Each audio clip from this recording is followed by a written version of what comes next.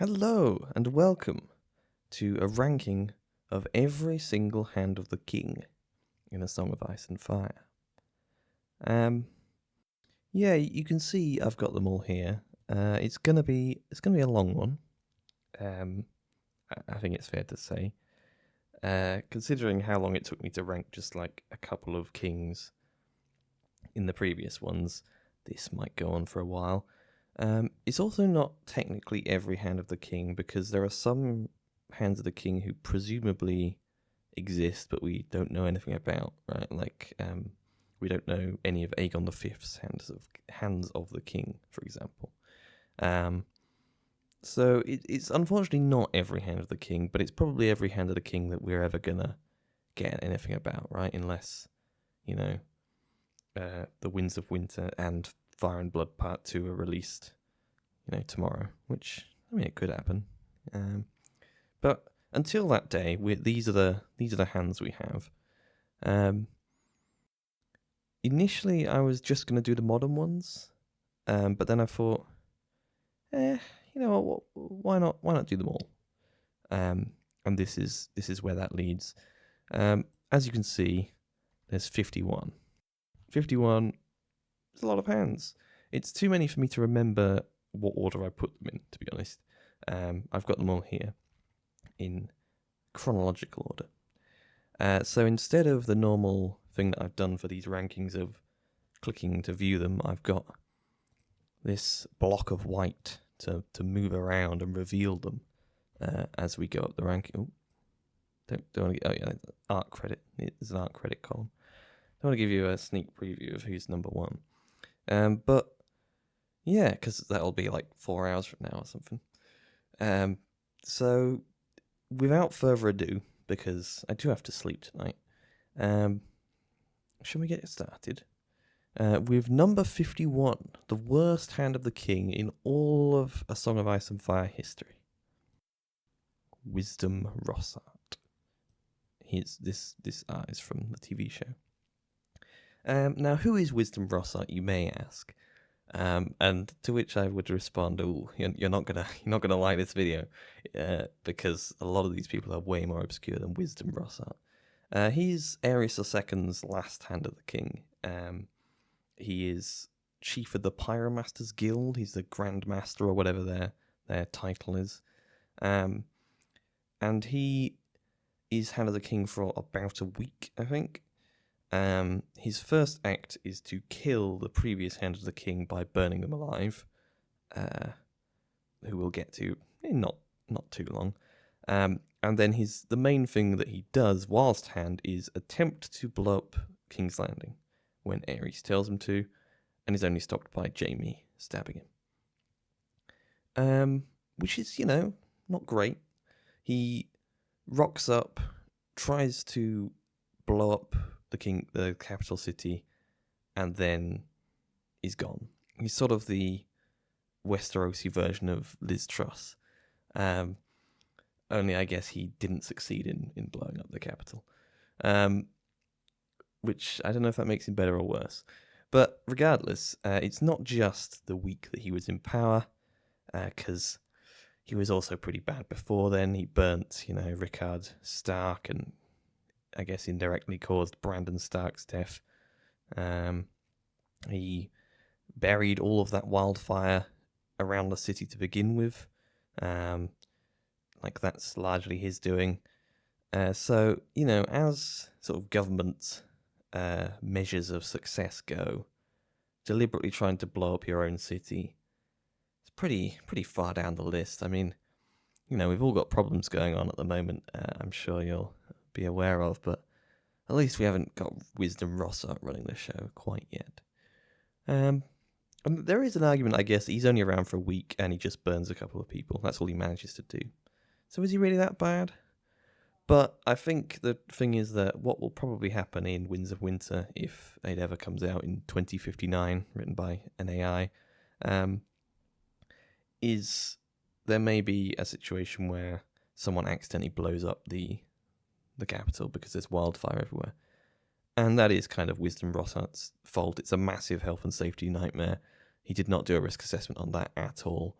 So I mean, he's definitely going to be to blame for that when that happens. And also probably not telling anyone where he'd hidden it just in case, they just keep finding it randomly.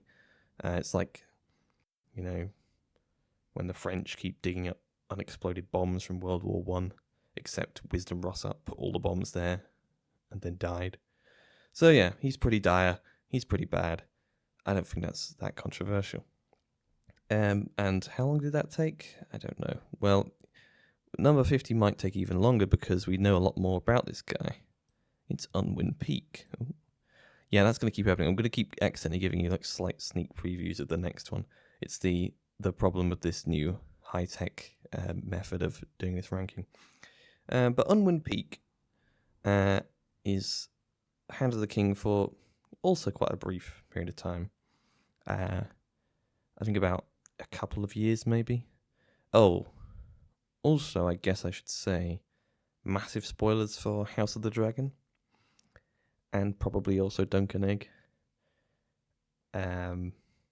Yeah, sorry about that.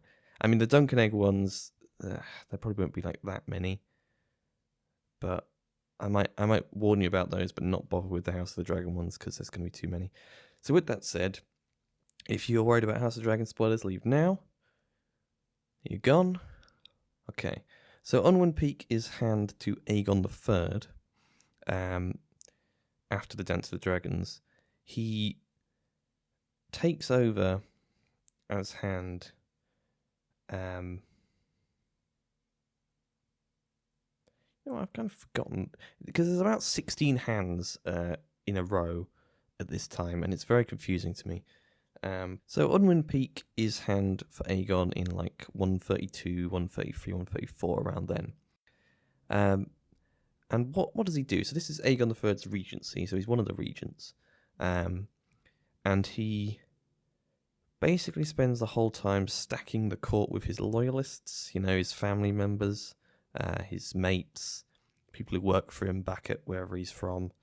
And he also probably kills Aegon III's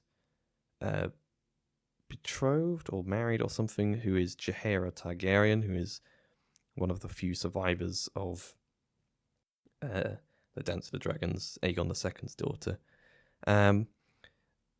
He probably kills her, and there's also a failed poisoning attempt on her and Gaemon Palehair before that, which I don't think they ever figure out who did it.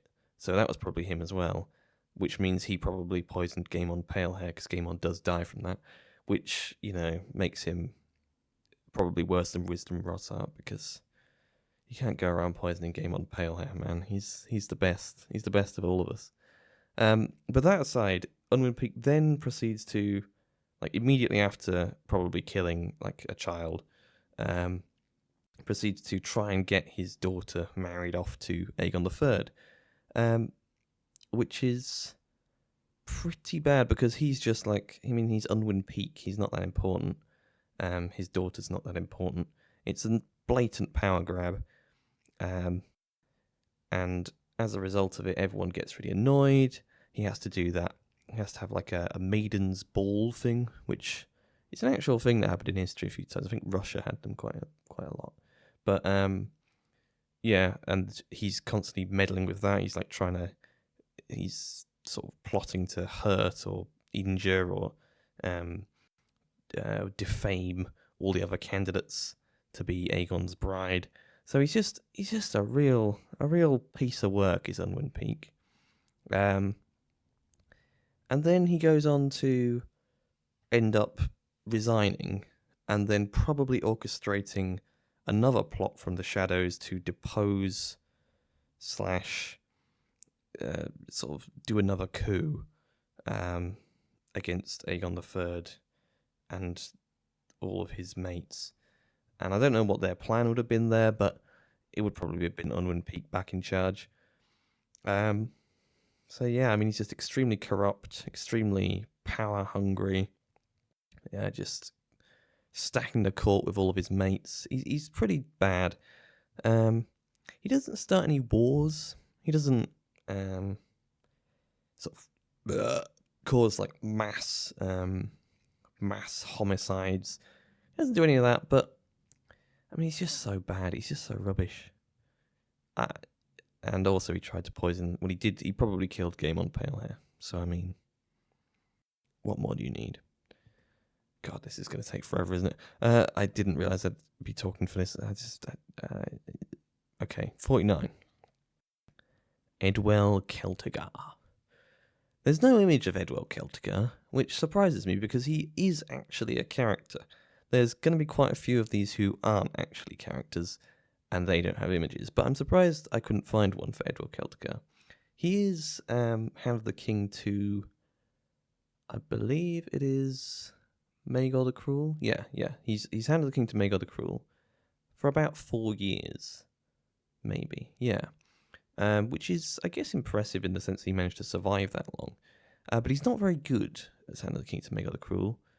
Perhaps evidenced by the fact that Maegor the Cruel's reign is not very good. We don't know a huge amount about what Edwell Celtigar did during the reign. We know one thing that I'll get back to in a minute.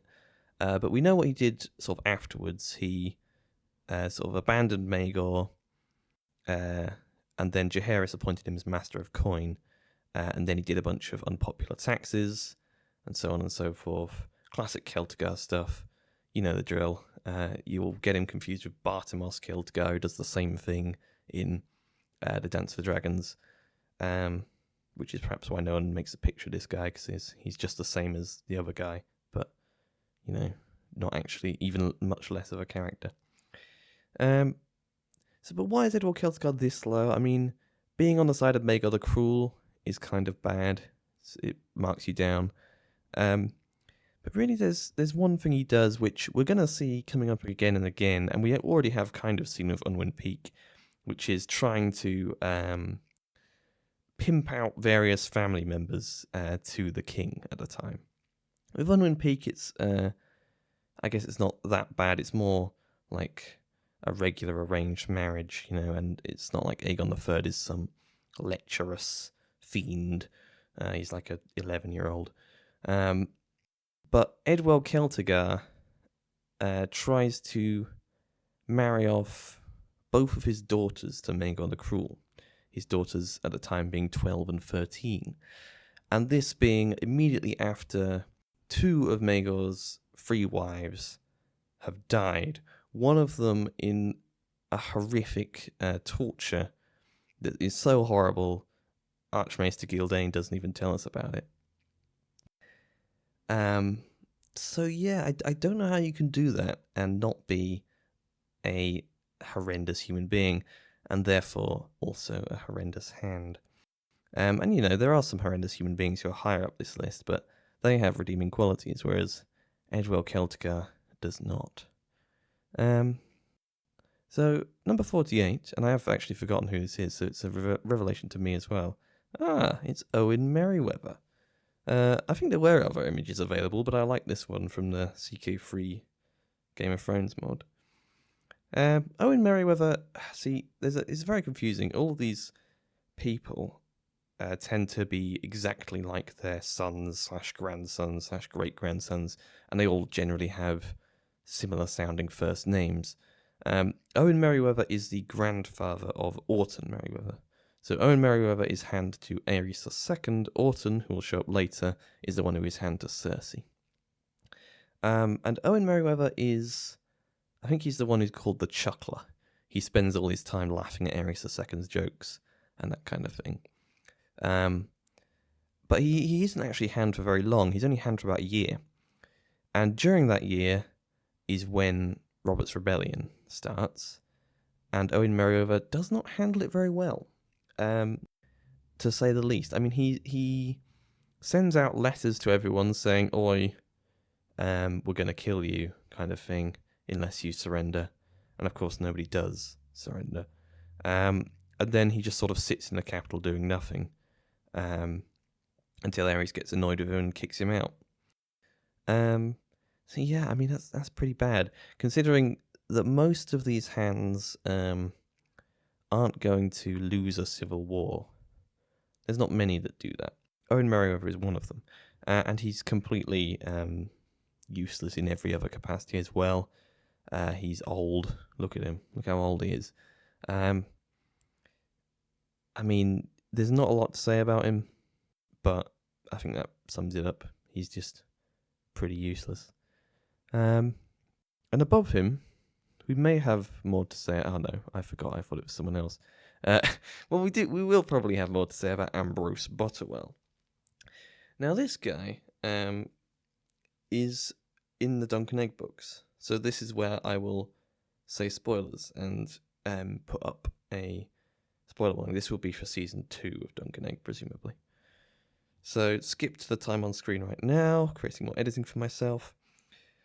But yeah, Ambrose Butterwell is the guy who is in book 2 of the Dunk and Egg. He's the guy who's marrying a Frey at a tournament, and also the guy who is trying to foster the second Blackfire Rebellion, which, you know, pretty bad as these things go. And in that sense, I wonder, because we don't actually have any hands of the Blackfires. I don't think it's ever said that they appoint hands, but I wonder if Ambrose Butterwell would have been a hand to Daemon II if that had gone well. Maybe, but probably not. Of course, Ambrose Butterwell isn't a hand at the time that he's doing this rebellion, but it doesn't bode well. Ambrose Butterwell is hand to Daeron II for about 5 minutes, because he is hand for not very long, and then the Blackfire Rebellion kicks off, which means that there must have been another hand before him, because it takes like 8 or 9 years for the Blackfire Rebellion to kick off. But anyway, Ambrose Butterwell apparently screws up the fight against the Blackfires so badly that Daeron II just kicks him out. And the thing is, this is Daeron II the good. He's not like a hot-tempered or impatient or like stupid man. It's not like Aerys II getting rid of Jon Connington or Aegon II getting rid of Otto Hightower. For Daeron II to get rid of him presumably means that he was really awful. And he was so bad that people suspected him of secretly sabotaging the good guys, Daeron II's, from within, and secretly working for the Blackfires. Because this is the guy who sent one of his sons to the Blackfires, one to the Daeron the Goods, and they both died. So he's keeping a foot in both camps, but maybe, considering he later tries to start the second Blackfire Rebellion, maybe his messing up of the battle in the first one was actually active sabotage. In which case, that would make him fairly unique amongst these of being a hand who is working for the other side, which is pretty bad. The only reason he's not lower is because we don't really know that much about him. He wasn't hand for very long, and he may not have been sabotaging. He didn't have time to do that much damage as well, but he is pretty rubbish. I mean, that's why he's 47th on this list. Above him, though, is Otto Hightower. His face is very long, the actor. Or maybe it was just the photo or the angle that it's taken at. So I just put him on his side, because otherwise he'd be overlapping all the others. But Otto Hightower, well. So there's a lot to talk about with Otto Hightower. He's how best to put it? So he kind of has a point at the start, because when you think about the Dance of the Dragons, right, it turns out it ends up being Rhaenyra's lot against the Hightowers. But at the start, before there are Hightowers, there's the two factions, if you like, would be more like Rhaenyra's lot and Daemon. Because when Rhaenyra's the only heir, those are the two options, Rhaenyra and Daemon. And so Otto Hightower working against Daemon at the start of Viserys' reign is kind of fair enough. Daemon is pretty bad, you wouldn't want him to be king. So I thought I was going to burp then, but I didn't. So if you want to, keep the realm stable, keep peace, you don't want Daemon in charge. So Otto working against Daemon at the start is kind of understandable. Well, then literally everything else he does isn't. So bringing Alicent to court, you sort of getting her, a classic hand move, classic bad hand, pimping out your daughter to the king. Viserys the First isn't the worst king you would do that to, but still it's a bit meh. And then he's not described as sort of a nice bloke. He's arrogant. He's power hungry. He's doesn't listen. He's built up this massive sort of hatred, vendetta against Daemon, and then he's lecturing and hectoring Viserys to try and get him to make Aegon the heir. And then when he comes back in 120 after Lionel Strong dies, he's basically given into the factionalism at that point. He's full on board with the Greens. He's pushing everything forward, and he's responsible in probably he's probably one of the most responsible people for the Civil War. So why is he this high? Well, because he's not as incompetent as most of the people below him. He does have a certain competence. He does a couple things during the war, like, getting an alliance with the Three Sisters that does end up mattering and affecting the war. He's not an idiot. He knows what he's doing, and he would be he's a reasonably competent hand for a reasonable length of time. I mean, all of these other hands were hands for maybe a couple of years at most. I think Edward Celtigar at 4 years is probably the longest serving. Otto Hightower is hand for it's sort of 8 years in the first one, and then 9 years in the second. So he's hand for 17 years, and a lot of those years are pretty decent. It's just that quite a lot, one or two involved a massive civil war that is entirely his fault. Well, not entirely, but you know what I mean. So yeah, 46th, sorry mate. 45th, best hand, it's Maegor the Cruel. People in the comments of the Kings ranking the Kings video failed to convince me that Maegor the Cruel is a good bloke. He is a better hand than he was king, I'll grant, but not that much better. The trouble is that most of the good things that Maegor does in Aenys' reign happen before he's made hand. When all those rebellions start at the start of Aenys' reign, and Maegor helps put them all down, it's oh, that's good. But he's just a bloke at that point, he's not the hand. It's when Aenys' hand, Alan Stokeworth, who will be on this list at some point, dies. That's when Maegor gets made hand, and after that, there's no more rebellions to put down. So he's just sort of around. And then the one thing that Maegor does do as hand is take a second wife, therefore pissing off the faith massively and kickstarting that whole thing, that massive, religious fundamentalist insurrection that will last for years. That's basically his one actor's hand. So yeah, that's pretty bad. The only reason he's not lower, I suppose, is because I kind of count some of that putting down of rebellions in this bit.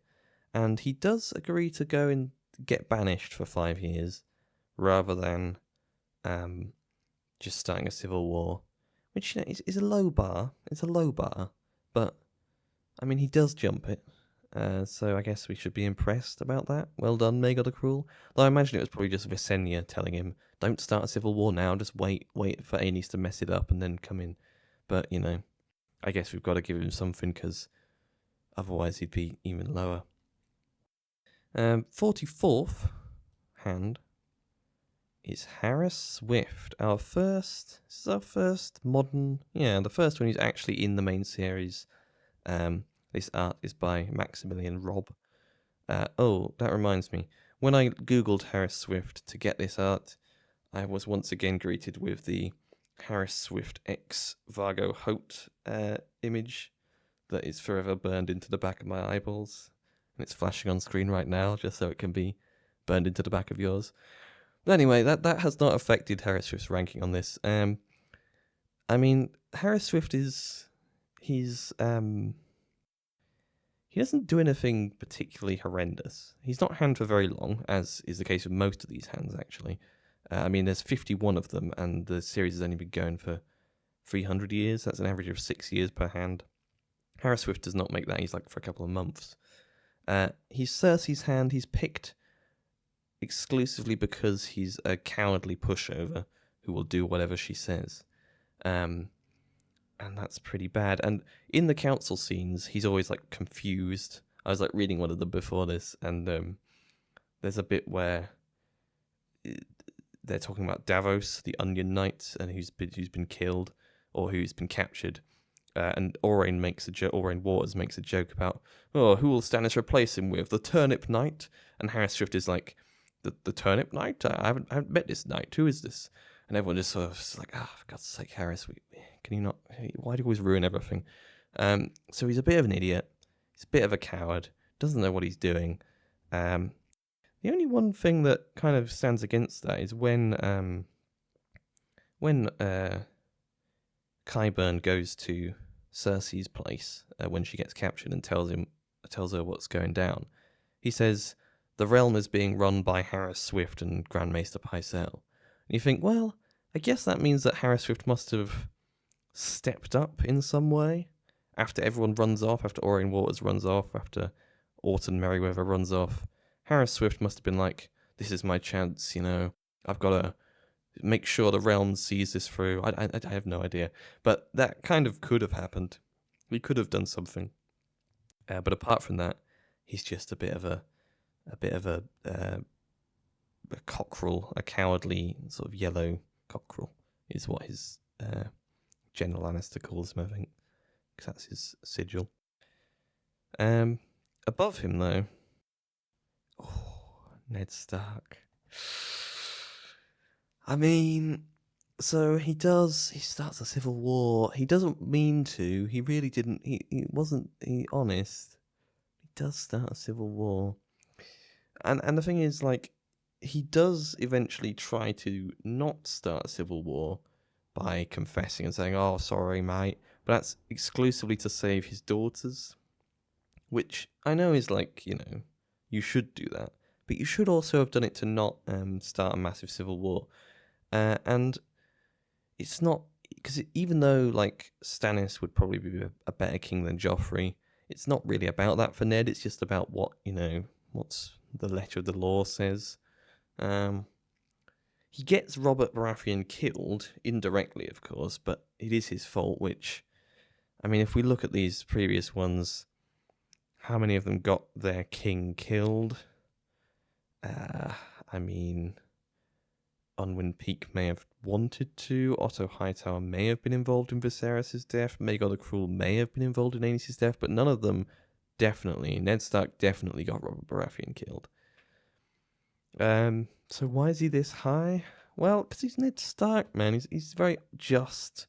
He's very honest. He would be a good hand if he wasn't surrounded by people who are far better at politicking than him and are trying to manipulate him. So he probably should be lower, but I mean, he's Ned Stark. We can't put him below Harris Swift. Come on. Number 42 though is Ryan Redwine. Now, Ryan Redwine, impossible to pronounce. Ryan Wedwine is what I'll say about 4 times, I predict. But he is known as one of the worst hands in the history of the Seven Kingdoms, is what we're told. And we are never given any real reason for why. He's hand for only about a year, between 99 and 100 AC. We don't know a single thing he does during that time. The only possible clue we have is what Grand Maester Allar, presumably unrelated to Aladdin, said, which is, if I remember the quote, it's like, some problems can't be solved by hitting them with a stick. So Ryan Redwine presumably tries to hit something with a stick that shouldn't be hit with a stick. Maybe like a bear or something. I don't know. And, you know, a lot of these we don't have any information on beyond that. You know, Ryan Redwine as Hand is probably the one we have the least on so far. But there will be more obscure ones coming. And with that, you kind of just have to say, you kind of have to take their word for it. But at the same time, like, if it was really that bad, you know, wouldn't we have heard about it? Wouldn't it have had some kind of effect, lasting legacy? So really, I kind of give him the benefit of the doubt that maybe he's being sort of, history is being a bit harsh on him, you know? I mean, we could talk about what he did as, like, when he was in charge of the King's Guard, but it's not really relevant, I guess. He was a good King's Guard, you know? I guess it gives him a bump. But similar to Ned Stark, probably, in that decent bloke, not suited to politicking. Above him, I was talking about obscure ones. Lord Bracken. So obscure, in fact, that not only is there not a picture for him, I don't even know his first name. Now, this is because he is one of the hands to Aegon IV, and Aegon IV has 4 known hands. He probably had more, but those are the only ones we know about.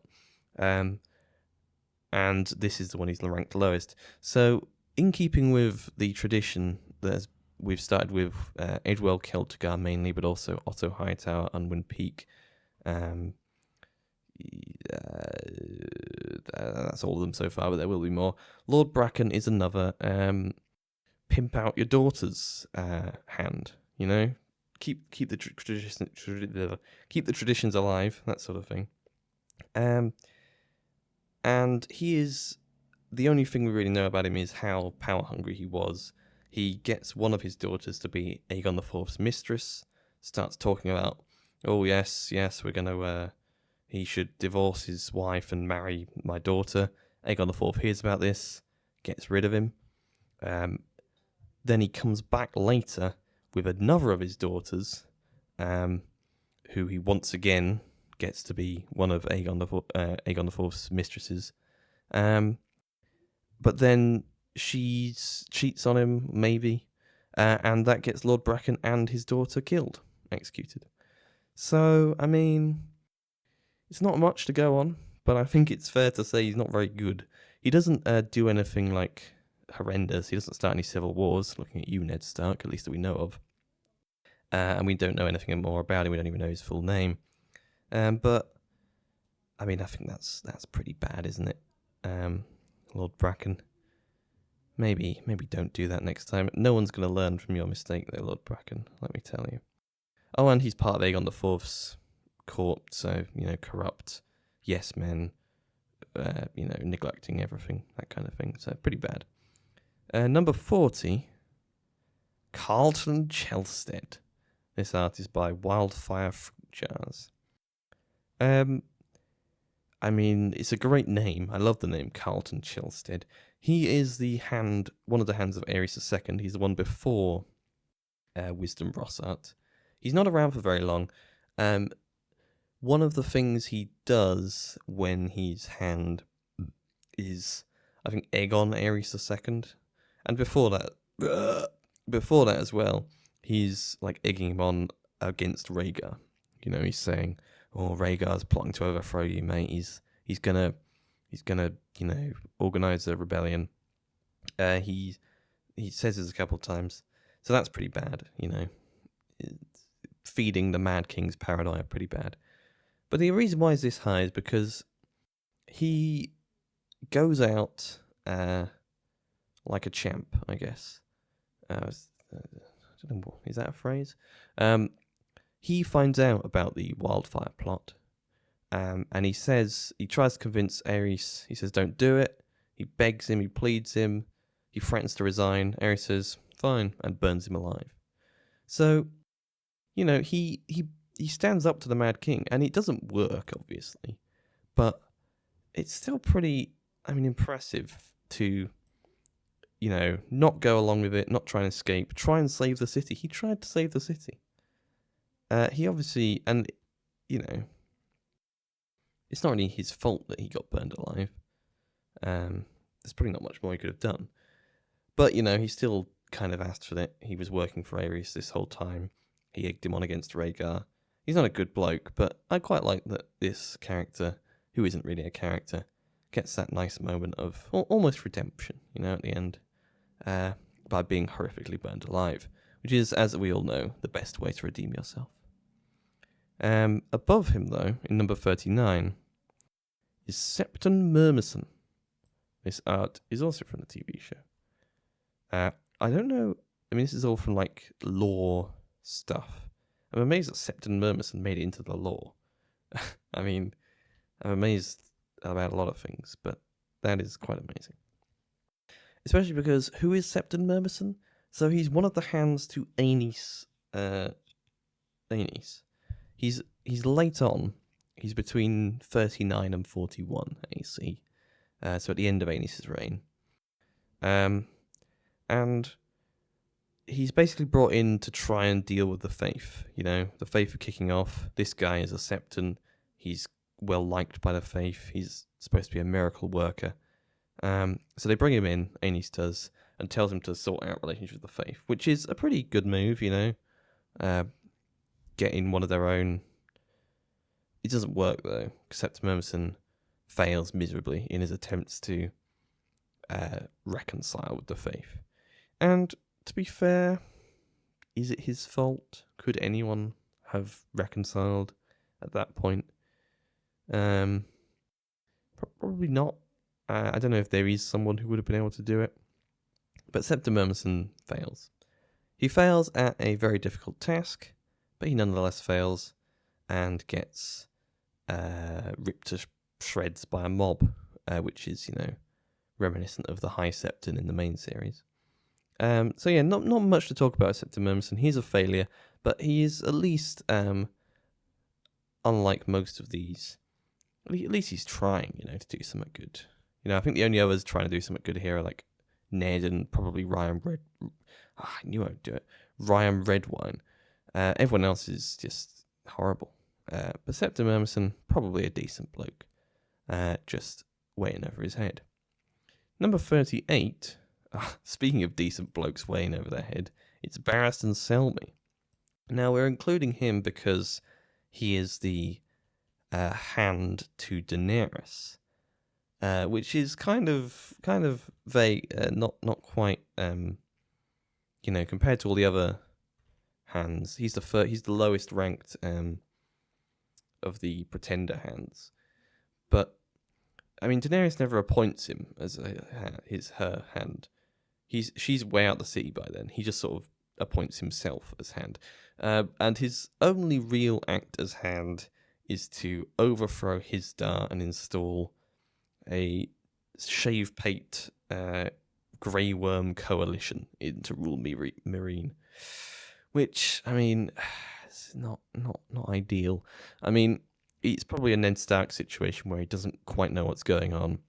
He's trying to do the right thing, and it's probably not going to work out well for anyone involved. But he is again, like Septon Murmison, like Ryan Redwine. He is trying to do the right thing, and he's probably going to do a bit more for Daenerys than those people managed for their kings as hand, because he's going to lead this battle against the Yunkai, or the Yunkish. So he'll probably do a decent job there, even if he dies in the Winds of Winter very early on. So in that sense, he's probably going to be more useful than them, but he did start off his pretender handship to a pretender queen with just a pretty rookie error in trusting the shave paint. Sorry, Barristan. We do like you, but, you know, you messed up. And then in number 37, Lucas Harroway. His hair was dangling into Barristan's area. That's a strange phrase. This is by Worship Animation, this art. Lucas Harroway, one of the people to hold Harrenhal, I believe. He's also Maegor the Cruel's other hand, his first one. The other one being, of course, Edwell Celtigar. Lucas Harroway is not quite as bad as Edwell Celtigar, but he is also a daughter pimper-outer, as many of these people are. And what we know is that he gets his daughter to marry Maegor. His daughter is Alice Harroway, and that's the first or the second wife that Maegor takes, so the first one that makes the faith kick off. And Lucas Harroway is involved in that. He's at the wedding. So in that sense, it's like, yeah, he's one of those, isn't he? He's using his daughter to try and get power, and he gets power. The only good thing about it is that he runs the realm for a year, apparently, so we're told, after Maegor sort of settles down. And it's a year which is probably the most peaceful of Maegor's reign. There's still like outlaws everywhere because, unlike the popular myth, Maegor didn't solve the faith problem. He outlawed it, but they were still fighting and kicking off until Jaehaerys got involved. So Lucas Harroway is pretty bad. Why is he so high? Well, I guess because he doesn't really do anything wrong necessarily. He's just serving a bad king, and he did the whole bigamy thing. He only lasts for a year, and then so he supposedly is like getting in a bunch of people to try and get his daughter pregnant, because Maegor can't do it. Which, I don't know, obviously it's a history book, who knows if it's true. I mean, obviously it's not true.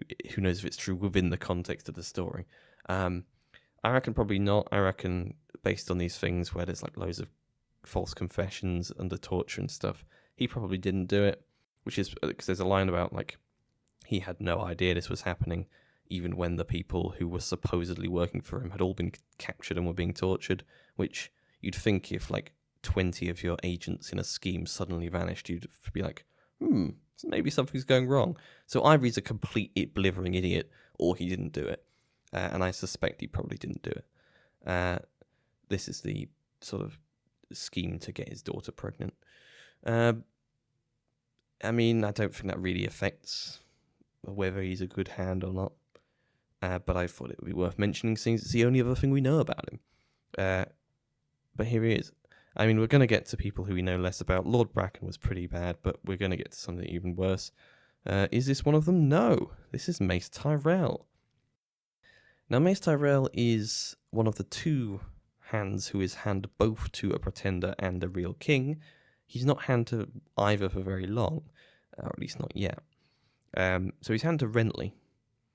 And we don't really know much about what he does during that time. He does a couple of things, like closing the food supplies to King's Landing, which is, I mean, it's a good strategic move. It's a pretty horrible thing to do, especially when you consider that these are the people you want to be like ruling over in a bit.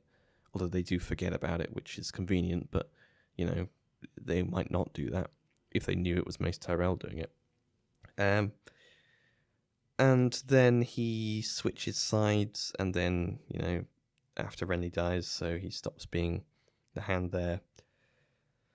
And then he comes back at the end of Dance, when everyone else is dead or has run off. And in Dance, he is not doing much. He's sitting around in King's Landing because Marjorie's on trial, refusing to go out and fight Aegon or young Griff. And he has built himself. There's a line where Kevin says that the second, you know, the day Mace was appointed hand, he brought out from like somewhere he had in storage an oaken throne. I think, is it shaped like a hand or something? Or it's like a throne that's obviously, it's his throne that he's had since he wanted to be hand, and he's had it made special. So he's very ambitious. He's not very smart, as we kind of know, unless you're a big brain Mace believer, which I can see. I think he's just an opportunist, bit of a coward, bit of a late Lord Frey type, you know. Will side with whoever wins. But doesn't really bring much to the table other than that. and as such, he's this low on the list. Not least because, as in dance, he's pretty useless, and he's probably going to continue to be pretty useless, if the current trends are to continue. He's the current hand, though, so he's got that distinction. Oh dear, it's another shield. Lord Butterwell. Now you might be thinking, hang on, didn't we just do him ages ago, like 4 hours ago? Ambrose Butterwell, isn't he here? Well, this is a different Butterwell.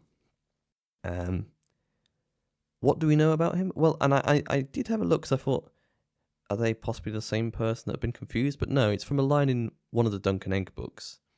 This isn't a spoiler. That this guy is in the Duncan Egg books, as I said. I think Egg says that he was a hand as his father's father was. So there must have been a Lord Butterwell who was hand. And this is the Lord Butterwell who was hand to Aegon IV. So along with Lord Bracken. You can see, we don't know much about these guys. And what did he do? Well, we have one thing. Count it, one thing that he did. Guess what it is? I'll give you 3 guesses. Because that's had the number of daughters that he pimped out to Aegon IV. Yes, it's another one of them. And for that, he got a dragon egg in exchange, which is, more than the likes of like Bracken got. Bracken got executed. Lucas Harroway got executed. Otto Hightower got executed. Edward Celticar got actually a decent job and then a retirement. But Lord Butterwell got a dragon egg, which he then sold to. Oh no, he didn't sell it, did he? It was the prize at that tourney in the Duncan Egg book. I guess that's not a spoiler. If you think that's a spoiler, then I disagree.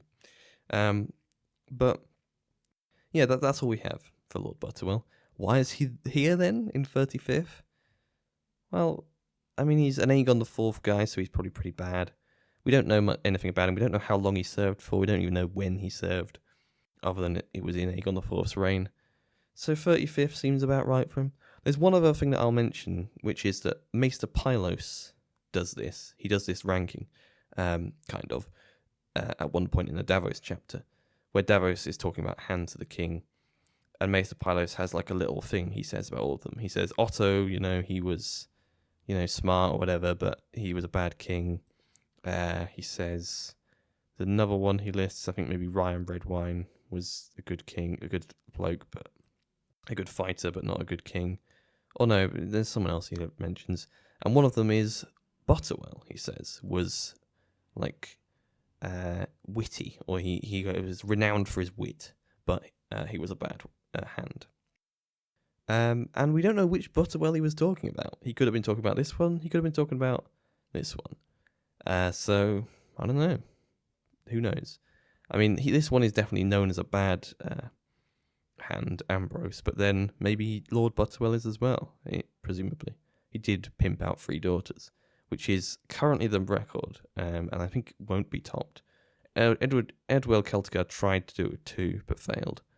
But yeah, pretty bad, Lord Butterwell.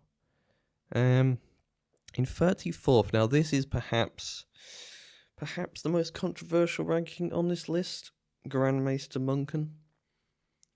Because when I first did this, I sort of sorted them into groups. Before I did this like individual, I was like, where would Grand Maester Muncan, just based on what I remember, yeah, he's probably like an A tier hand. He's hand for only about a year. He's a hand to Aegon III. He's one of the regents, and he's sorting out the kingdom. He hangs on to it for a year, and there's the line in Fire and Blood is very, very nice to him. It's like, oh, Grand Maester Muncan, he wanted to be neutral. He didn't want to. He thought he's only a maester, so he can't like sit in judgment of the High Lords, So he's just going to keep things ticking over. He's just going to make sure everything's good. And then when Aegon grows up, he calls a big council, or a little bit before then, he calls a big council and resigns his office so that for the good of the realm. And it's all like, oh, what a great guy Grand Maester Muncan is. But then, of course, he's writing the history that this is all drawn from. So, take that with a lorry load of salt. it's just as likely that Grand Maester Munken was trying to cling on to power, felt it slipping away from him, and chose to jump before he was pushed. Like, that is just as likely. We have no reason either way to believe it. It's also possible that he had done the one thing that he was there to do, which was to kill the dragons. Because maybe that's what he was doing. Who knows? I mean, there's a lot of like speculation with Grand Maester Munken.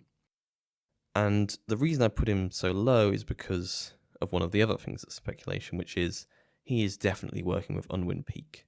I mean, it's obviously not stated, but he is definitely in on the Unwind Peak master plan conspiracy. He backs him up pretty much all the way. When Aegon tries to bring in a different guy as hand, Grand Maester Munken helps overturn that and put Unwind Peak back in charge.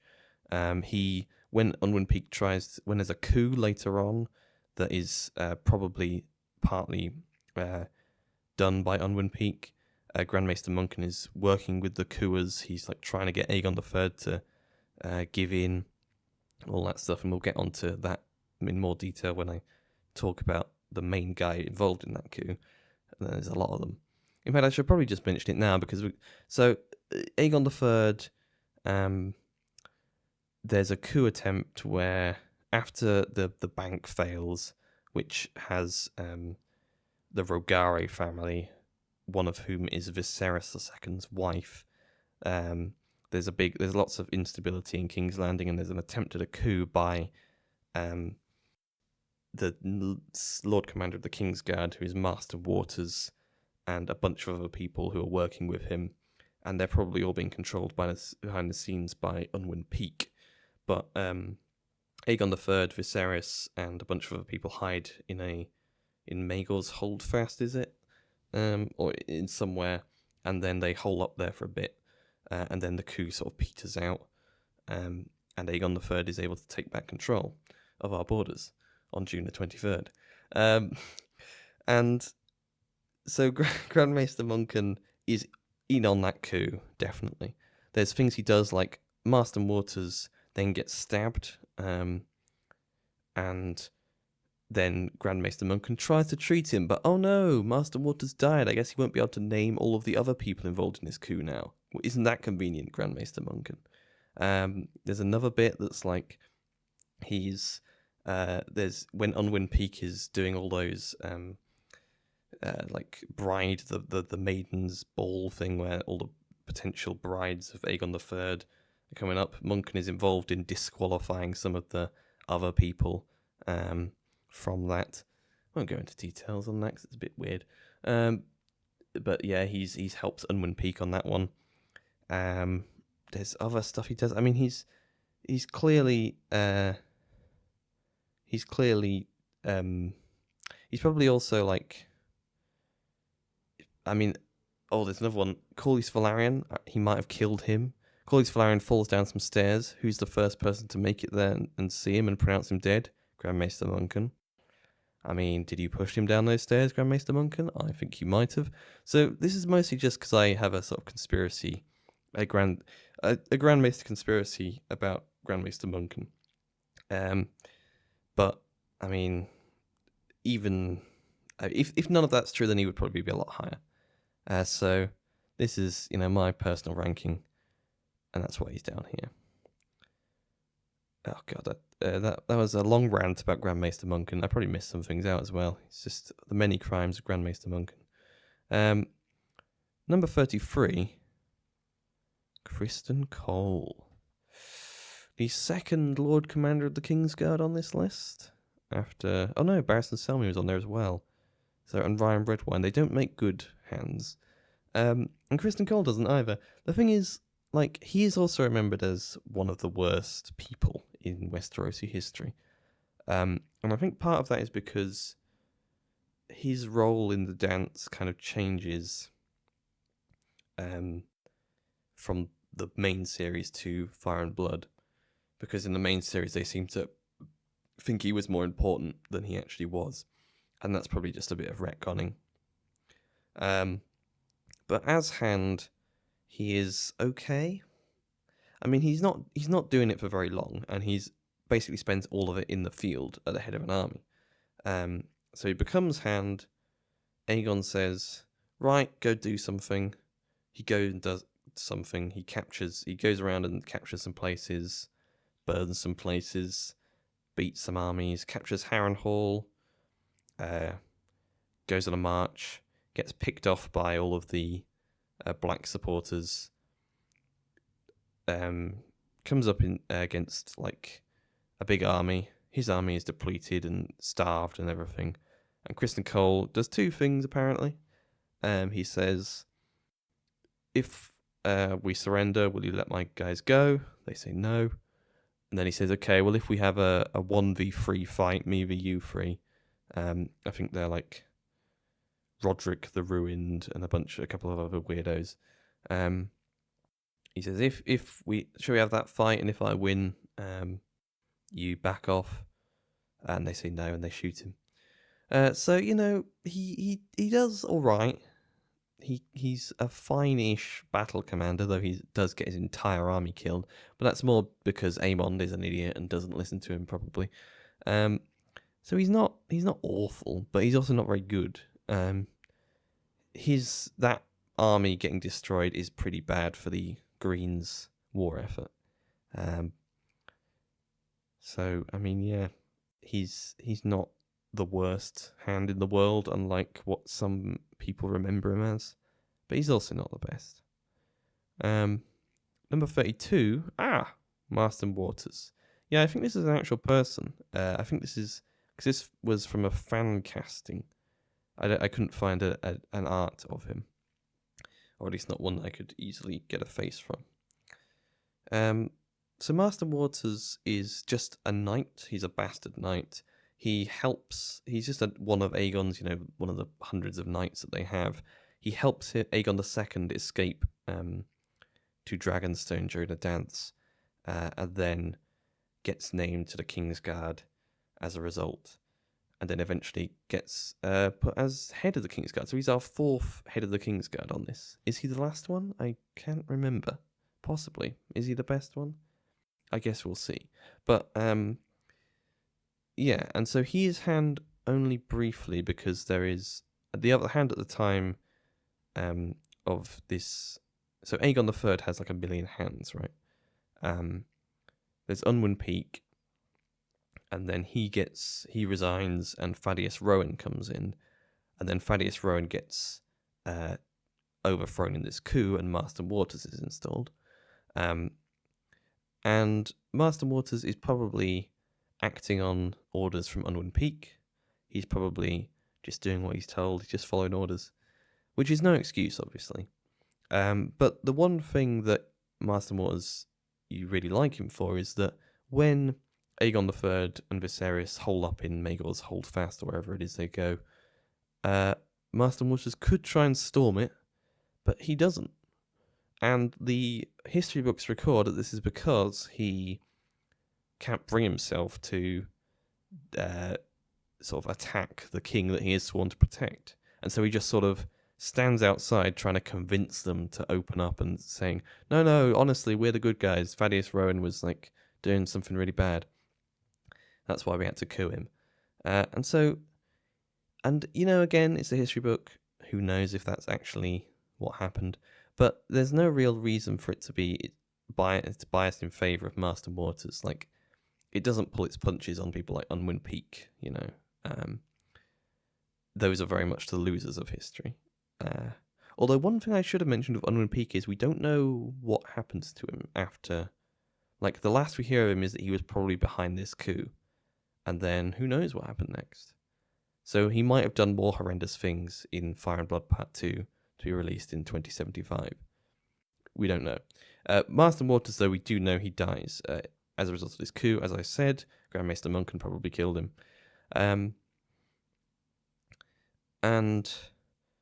So Marston Waters being the good guy who's not willing to kill his king or threaten his king or threaten his king's brother is pretty good, especially considering he's a bastard, obviously. He's like just a random knight. He's not important. He's not a noble, unlike most of these people. In fact, is he the first bastard?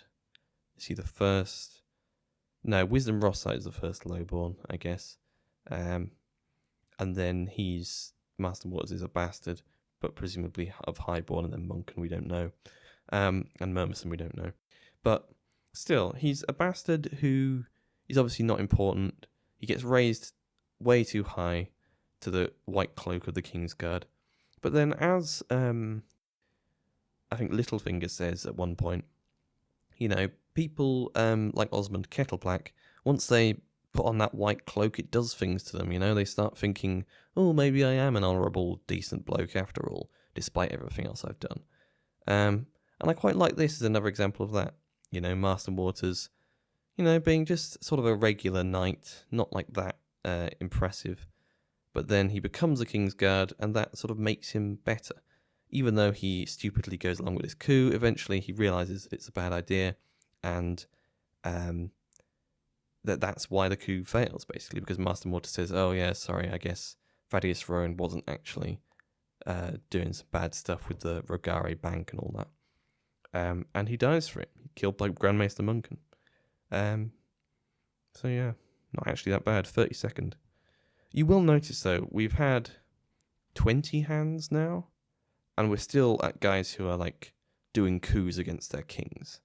There are not many good hands in this series. They are all sort of coups, ineffectual idiots, fools over their head, people causing massive problems for the realm, or pimps for their daughters. Those are the different types of hands. So far, anyway. And, oh dear, speaking of pimps, this is Lucas Lofston, better known as Lucas... What is it? Lucas the Panda. Not as in, the black and white bears that eat bamboo. Panda as in Pander, which apparently is an old-timey word meaning pimp. So, you can guess, he is the Aegon IV's hand. He is the best of Aegon IV's hands, the four. There's one more. He's the second best. And he's pretty bad. This art is by Vaegon Targaryen. I guess after he went to the Citadel, he had some time to study art and did some of Lucas Lofston. But, yeah, why is he up this high then, Lucas Lofston? So, Lucas Lofston is another one who is kind of a decent bloke for a little bit. He's the man-at-arms at the Red Keep, I think, during Aegon III and Viserys II's youth. So he trains them up a bit, and he's said to be a nice guy, a good teacher. And then he's not initially a pimp. It's that Aegon IV, when he's 14, sleeps with Felena somebody, maybe Stokeworth, or am I just thinking that because there's a modern one? Yeah, I think I'm getting that mixed up. I can't remember who Felena is, but she might be a noblewoman or something. But anyway, then they're like, oh well, we need to marry her off to someone. And as is sometimes the way with these things, she gets married to this sort of low-ranking household knight, Lucas Lofston, who is also given Harrenhal. So that's why the Lofstons get Harrenhal. Possibly not because of this, possibly because of something else. That something else being when later on Lucas comes back to court as Hand, and Aegon IV makes Lucas's wife and daughter his mistresses. So this is a double pimping moment, Edwell Celtigar is, foaming at the mouth here. This is what he wanted, with his 12 and 13-year-old daughters, but he couldn't get it. Lucas Lofston succeeds. He probably doesn't want to succeed. He's probably just looking at the fact that Bracken got executed, and thinking, well, maybe I just gotta shut up. There is also a line in one of Brienne's chapters where I think it's one of the knights she meets, maybe Ilford the Penniless, one of them, or Illifer the Penniless, I can't remember his name. One of them says, because Brienne has the Lofston shield that she picked up. One of those knights says, I don't know, you shouldn't be having that shield, remember what Lucas the Panda did? And Brienne's like, pandas? I didn't know they were native to Westeros, but Um, but I've already made that. Well, I kind of made that joke. But yeah, so maybe he did something more shameful that we don't know about, or maybe Illifer is just referring to the fact that he let his wife and daughter get pimped out to the king, which is pretty shameful. Why is he this high? Because he was a decent bloke who, was nice, and he didn't get executed. He just got sent away when Aegon got a pox of, I think, Lucas's wife, which again, who knows? Maybe that Lucas did that. Maybe that was his. Maybe he did some kind of, I don't know, potion to get out of there. Maybe he's really smart. Who knows? But regardless, moving on. Oh, number 30, John Connington. So here's the second king who is a hand to both the real king and the pretender. He's hand to Aerys II, and he's hand to fake Aegon, young Griff. And in both of them, he does some pretty good things. With Aerys II, he wins the Battle of Ashford, I'm going to say. He wins a battle, the battle that he wins that then sends Robert running off and has to hide in Stony Sept, which then leads to the Battle of the Bells. So John Connington wins that first battle. So that's pretty good, but then he loses the Battle of the Bells, which of course is, really, really hurt him. He's really cut up about that. This art is by Felipe Ferreira. So, yeah, that's one win, one loss, and then I think does he lose another battle? No, he doesn't lose another battle. After losing the Battle of the Bells, he gets kicked out, and all of his lands are taken, and he's exiled. But then he blames himself for the future losses because he failed to kill Robert. So, one win, one loss, and it's not like the reason why he lost, he thinks, is because he wasn't as brutal as someone like Tywin Lannister. He didn't just burn the whole town to the ground, which would have, I guess, probably worked. Unless Robert hid in the basement or something, I don't know. Which is the wrong lesson to take from it, John Connington, obviously. You shouldn't just burn towns to the ground. Bad. But the fact that he didn't do that is, a good mark in his name. And then as Aegon's hand, he's kind of gone along with this foolish endeavour of not trying to get Daenerys on side, that Tyrion basically dropping advice as a joke to just troll Aegon, and then Aegon takes it seriously, and now John Connington is enacting that policy. So that's pretty bad, when your policy is literally a joke that someone else made that you didn't realise was a joke. That's pretty bad. It's like how stuff that was in the thick of it in the late 2000s then started showing up in actual government policy. But the real big bad thing that John Connington is doing is carrying on fighting with active grayscale. It's not great, to be honest. It's not ideal. And who knows what that's going to do? Maybe it's just a personal thing. It's like a part of his character. It doesn't really matter. But given how sort of bad grayscale is and how scared people like Val are of it, and how plagues of grayscale have spread, it's pretty irresponsible, John Connington. You would definitely be issued with a fine in lockdown for this. This is not on. And considering that there are things he could do, could chop his hand off, might work. He could not go, get someone else to be hand. I mean, there isn't really anyone around who would be good, but then, I don't know. I'm trying to think of who would be a decent. Halden Halfmaester, maybe. Or you get one of the Golden Company to do it. Homeless Harry Strickland as hand. I mean, yeah, they're not great options, but then again, having it someone who's going to go insane with grayscale is also not a good option, is it, John Connington? So yeah, there he is in 30th. And above him, we have Orton Merryweather.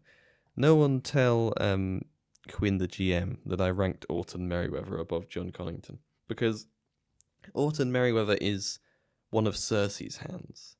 He is the grandson of Owen Merryweather. This one. This art is by the Miko. And yeah, so Orton Merryweather, pretty bad you would think, but not actually, I think. So he's not hand for very long. He's only hand because Cersei gets rid of Harris Swift and puts in Orton Merryweather, and he's hand for like a couple of chapters before he runs away. So really what we're ranking here is how good is his advice, sort of in general. And it's not awful. Like, some of his advice is not great. Like, I don't know, I can't really remember exactly which bits are bad, but he's sort of like downplaying some things which are probably important. But then he does suggest some decent things like, oh, can we get the Ironborn to help us? You know, offer them bits of the North in exchange for helping us against, you know, the Stannis' cell sales and stuff like that. Which, you know, not bad advice. There's other stuff he supports, like, I don't know, he supports the deferring of the crown's debt, which, I mean, is probably a bad policy, but kind of necessary. He's against all of, like, Cersei's messing around with Marjorie and trying to get her done in. He says this will be bad, the small folk won't like this. He's got a good head on his shoulders, Orton, which is, I mean, he does know he's kind of obisquicious, or however you pronounce it. He's like a suck-up. But then Owain wards as well, but he's doing that because he knows that's how you play Cersei. Orton might know the same thing. And there's kind of the element of Taena Merryweather being sort of the brains in this partnership. But then again, you've got to think, like, why would Taena ever marry Orton Merryweather?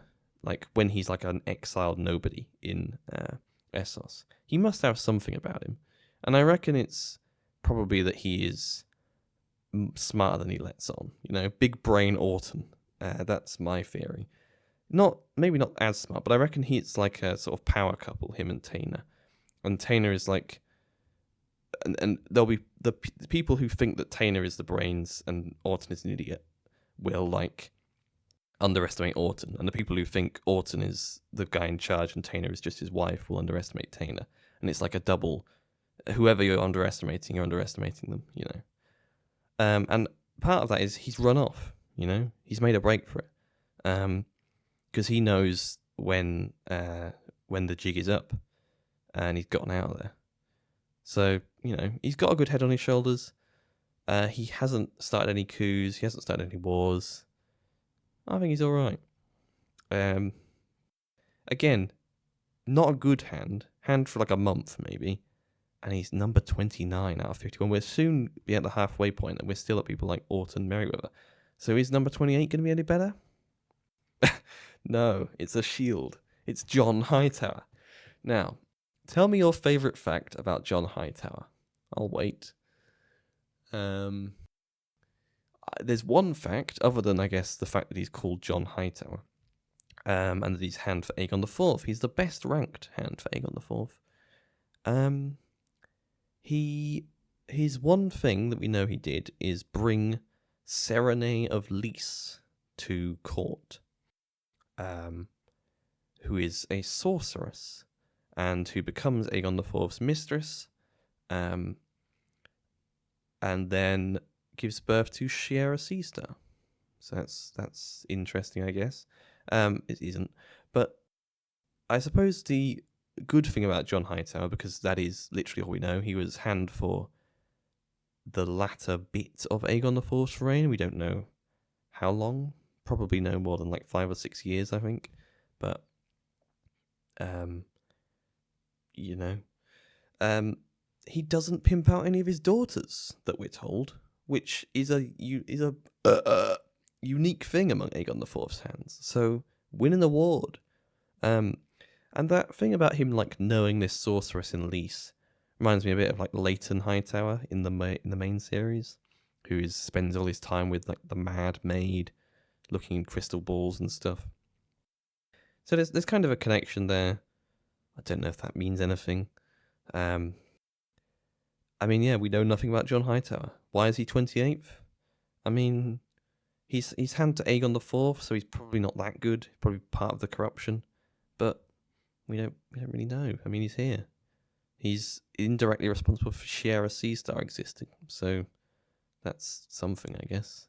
Because Shiera Seastar is obviously Old Nan, and otherwise we wouldn't know about Old Nan's cool stories. That's why he's here. 27th. Good old Craig Stark. Craig Stark is an interesting one. He is the shortest serving hand here. He's hand for 1 day. And he's a nice mix of a lot of things. So he's got sort of that Ned energy of being a non-political guy. He's got the kind of honour of Barristan Selmy or, Ryan Redwine or Ned Stark or even someone like Master Waters. But he also, he comes very close to causing massive amounts of war. And he's only stopped by, other people, like Alysanne Blackwood, is it? Or Alice, the Blackwood woman who, Black Ally, yes, her. She stops him from doing a massive war by executing Corlys Velaryon. Then Baelor and Rhaena stop him from doing a massive war as well, because he wants to go and take over the Lannisters and Highgarden and all this. There's like the Hightowers as well. He wants to go and kill them, but there's someone there who sorts things out. So really, Craig Stark would have been a horrendous warmongering madman, except loads of people kind of didn't want him to and stopped him. So yeah, that's pretty bad. But then the good thing is that he does sort out the Dance of the Dragons, executes Larys Strong. I mean, spoilers, but I told you that. And yeah, but he executes Larys Strong. He gives Aegon the Third some decent advice. He says, these everyone wants to kill you. Be paranoid. Be afraid. Which is good advice for Aegon the Third, considering what happens. And yeah, he's decent in that he doesn't want to be like a power hungry madman. He doesn't want to take over and be hand of the king, but he does almost start that massive war. So it's kind of or rather continue the massive war of the Dance of the Dragons. So there is that, So why is he number 27? It's kind of like balancing out that coming in and cleaning up at the end of the dance, being like the kind of character who we love in this kind of thing. We love a Ned Stark type, sort of gruff. Oh, I don't like all this politicking. Oh, you rubbishes. Or slithering snakes and all that. But also being kind of insane and wanting to kill everyone. Just because he, all of his lads want to die. So he wants to kill a bunch of people so that they can die. Bad reasoning, Kragan. Bad. Number 26, though. Miles Smallwood. Now, we're at number 26. And we are... which is about halfway out of 51. It's the median. This is the median hand. And do you know what we know about Miles Smallwood? We know that he was a bad hand. He was hand for 3 years during Jaehaerys' reign. Is this Jaehaerys' first hand? No, Ryan Redwine was. And Otto Hightower. But Miles Smallwood was hand between 54 and 57, I think. And he's not very good at it. He is very blunt. He's very, he's a bit warmongery. He wants Jaehaerys to go and burn Pentos for some reason. I don't remember why. And eventually he stands down. Jaehaerys says, maybe you should go. And he says, yeah, maybe I should. Because he's like that, the sort of thing that comes up again and again, like good soldiers don't necessarily make good kings or good hands in this case. And yet he's number 26 because even though he's not great, he's not like awful. And there's things where he might be blunt, but he is speaking the truth. And that bit at the end, like Master Waters, realizing that he's messed up and taking the hit for it. Miles Smallwood saying, yeah, this isn't working, is it? And resigning, or sort of, I can't remember if he resigns or is fired, or it's a sort of mutual agreement, you know. But that's pretty good, you know. Not many people give up power willingly. Cragen Stark is one of them, but Miles Smallwood is another. And I think that's decent, you know. And considering he's sort of bad by Jaehaerys' standards at that time, but by the standards of this list, he's not that bad. Number 25. How Alistair Florent? Why is he this high? Well, yes, I remember. This is a model, actually, by Paynton Pending. Oh, is that a pun on patent pending? I guess it must be. But Alistair Florent, another of the pretender hands, though of course Stannis not a pretender, a lie, take it out, as people have informed me correctly. But Alistair Florent gets a bad rap. You might have forgotten about him. He's Stannis' first hand. He's his wife's, Selyse's, brother, dad, uncle. I can't remember how they're related. But yeah, that's why he's on their team. But he's one thing that he sort of stands out is he tries to negotiate a peace deal behind Stannis' back after the Blackwater. He tries to get and the peace deal will be, I think, Stannis to be like confirmed as Prince of Dragons, or not, you know, being in charge of Dragonstone. Shireen to marry Tommen, I think, is part of it. Which, you know, it's not like a great peace deal, but considering the situation Stannis is in, it's probably the right thing to do. It's probably a good idea. Like, it's not Alistair Florent's fault that his king is sort of an insane, prophecy-driven madman like Stannis is. He's trying to do what's best for them. And that peace deal is probably a good idea, you know? And he gets burnt for his troubles. Yeah, I mean, that's all I have to say, really, about Alistair Florent. He is hard done by. He probably shouldn't have gone behind Stannis' back, but then again, Davos went behind Stannis' back to do a couple of things, and it worked out well for him, because he was doing the right thing. The difference is that Stannis obviously doesn't trust Alistair Florent as much, and doesn't value his opinion as much, and so isn't willing to forgive him for going behind his back. But still, would the world be a better place if Stannis had said, actually, yeah, maybe I should stop fighting Joffrey, and then Davos tapped him on the shoulder and said, now that we're not fighting Joffrey, we could, you know, go up north, maybe, kill all these White Walkers. You know, maybe that's the way to go. Maybe Alistair Florent was right all along. Number 24, we're firmly in the top half now. Ormond Baratheon. This is by F. Pizza. Oh, pizza, presumably. Now, can you tell me anything about Ormond Baratheon? Do you know who he is? He is Stannis' granddad. He's the father of Steffon, who is the father of Stannis and Robert. He was hand to Jaehaerys II for about a year. And he did one thing, which was Jaehaerys said, right, we need to go and fight the war for the Ninepenny Kings. These blokes have all arrived. They're attacking us. The people convinced Jaehaerys not to go himself. Maybe Ormond Baratheon was one of those people who convinced him. I mean, he was his hand. You'd expect he'd be involved in that kind of high-level convincing, which is probably the right thing to do. So good job there. And Ormond leads the war instead, and dies pretty much instantly. We're told that he's one of the first people to die in the war. So yeah, that's what he does. He goes into battle and dies instantly. And he's the 24th best hand out of 51, according to me. Because he doesn't do anything wrong, and he probably does something a little bit right. That's the bar we're at right now.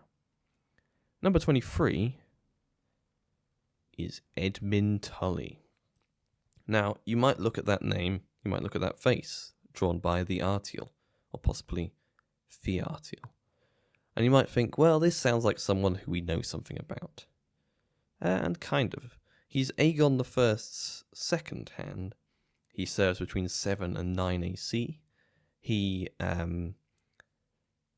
was the guy who, during Aegon's conquest, he rallies to Aegon's side against Harren the Black, and takes over Harrenhal.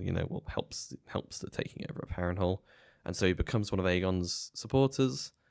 And so when Aegon needs a hand in 7 AC, he gets Edmund, and Edmund does something, presumably for 2 years. We don't know what it was, and then he leaves because his wife gets sick. And that's it. So yeah, that's Edmund Tully. Great. Number 23. Why is he this high? I don't know. He doesn't die instantly in a battle like Ormond Baratheon. He doesn't get burnt alive by his king like Alistair Florent. This is the level we're at now. I'm sorry. Number 22. Everyone's favorite character, Edgar Sloane. I'm amazed that there was art of Edgar Sloane. I was fully expecting this to be a shield. This is Jaehaerys II's other hand, who is hand for like 2 years, maybe a bit less. What does he do? We don't know. He's presumably around at the time that the Ninepenny Kings are defeated, so that's nice. We know that Aerys II kicks him out because he is described as, quote, exceedingly cautious. I mean, what does that mean? I don't know. But to me, if Aerys II is against him, that's probably a good thing for him. And he's also very old, which suggests, and he's been around for a long time, which, considering that Jaehaerys II was only king for like 3 years, suggests that Edgar Sloane probably was serving Aegon V. And we don't know who Aegon V's hand was, but maybe one of them, or just the one, was Edgar Sloane. And Edgar Sloane almost certainly worked for Aegon V in some capacity. So, I mean, that's good. Aegon V is the best king, so if Edgar Sloane is in any way associated with him, that's good. And that's all we have with Edgar Sloane. Sorry. Moving on to number 21. Another great one, Alton Celtica. I don't know where this picture came from. I don't know what it is. It might be an AI one. Who knows? But Alton Celtica was another hand of Aegon I. He served from 9 to 17, meaning he served for 8 years, which is honestly one of the longer, tenures here. Like, how many people here served more than 8 years? I'm just scrolling down. I'm still scrolling.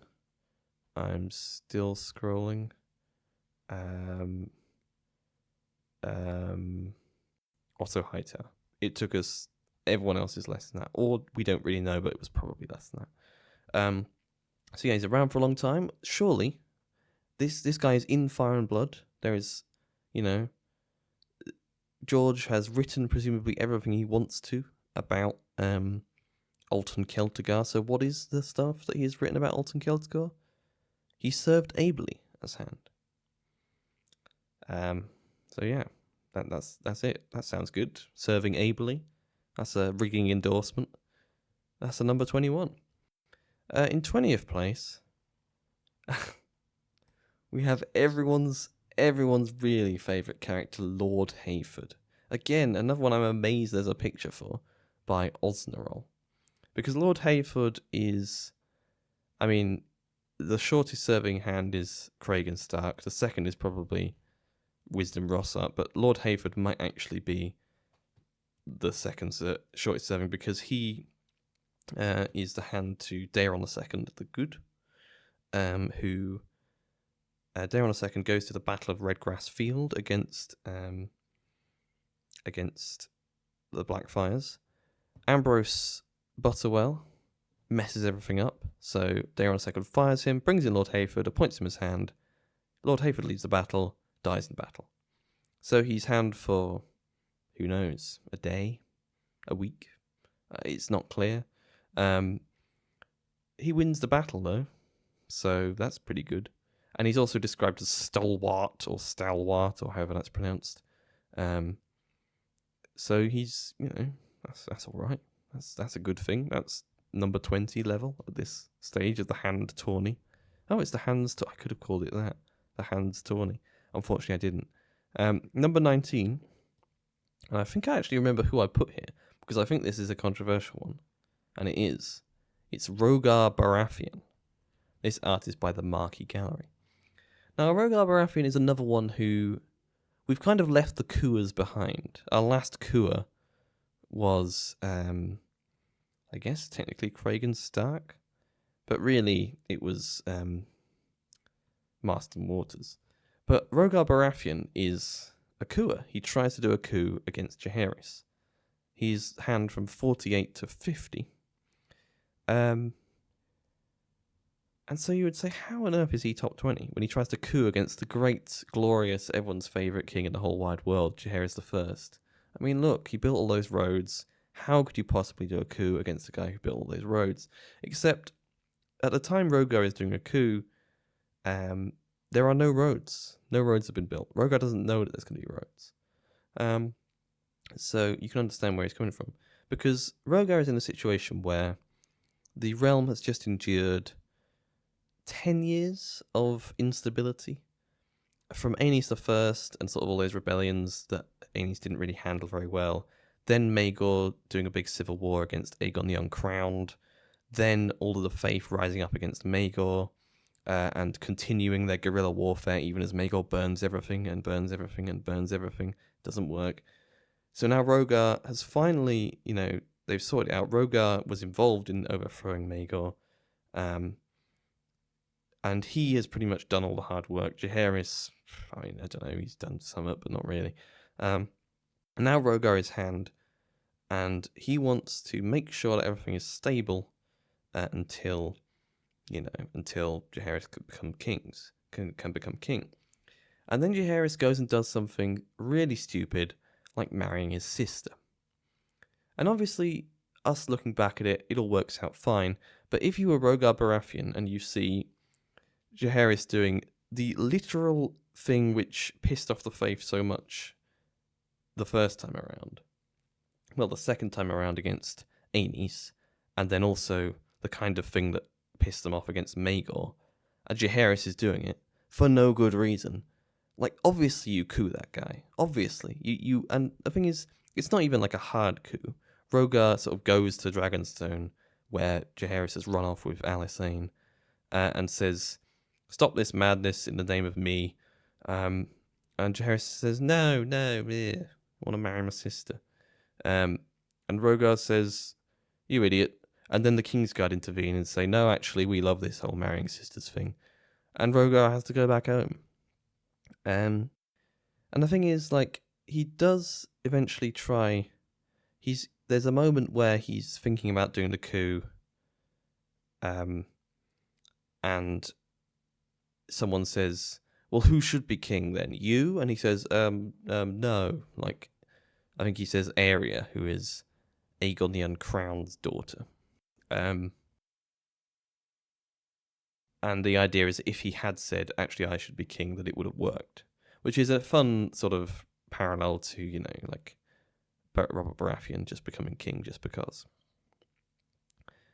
But Rogar is probably right in that moment, because the problem he is looking at is restarting a fundamentalist religious war that has just been solved, and that was only solved by the people who were involved in starting it dying. And now just restarting that again. And of course it ends up working out fine, but that's kind of just because it has to work out fine, because Jaehaerys is like, George Martin has written himself into a corner where the Faith absolutely despise all this incest and bigamy stuff, but Jaehaerys does do incest and his reign is very peaceful. So the Faith just have to kind of be okay with it. Like, they get threatened, yeah, sure, but Maegor was burning them all to death, and that didn't work. So it's not like Jaehaerys is being tougher than Maegor was, and it's not like he's being more conciliatory than Aenys was. Maybe it's kind of the idea that you need a bit of the carrot and a bit of the stick, but even so, like, it's too simple, it's too easy. Rogar was right, and it's only because the author intervened to make him wrong that he was wrong. Just saying. Rogar, #Rogar did nothing wrong. Except for the whole getting his wife pregnant when she was too old and then died in childbirth. He was wrong about that. But he wasn't Han then. Number 18, Alan Stokeworth. This is quite a cool drawing by Ertak Altinoz. That's not... I didn't pronounce that correctly. But it's a cool drawing. You should look at the main drawing. Obviously, it's not here. This is just his face that I've cut out. But it's him, like, killing an outlaw called Red Harren.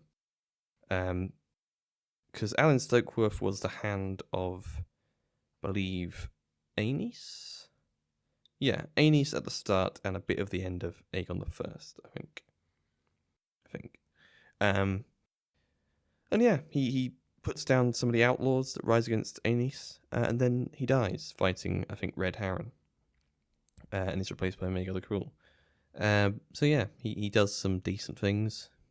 He's a decent hand in that sense. Again, because obviously Gurm was like clearly not very interested in writing about the Aegon the First stuff, we don't know much about him. But what we do know is decent. So here he is, number 18. Number 17, Lionel Strong. Now, Lionel Strong is one... Why is he this high? Because what does he actually do? I don't really know. Like, because Dance of the Dragons, like the starting bit in the book, is very it's very thin. There's not that much there, and Lionel is just sort of this. He's described as very smart, very intelligent. He knows what he's doing. He's also quite like tough. Well, not tough. I don't know. Like, you know, he's not like a sort of namby-pamby Septon Bath type. He's also a lord, like a powerful lord.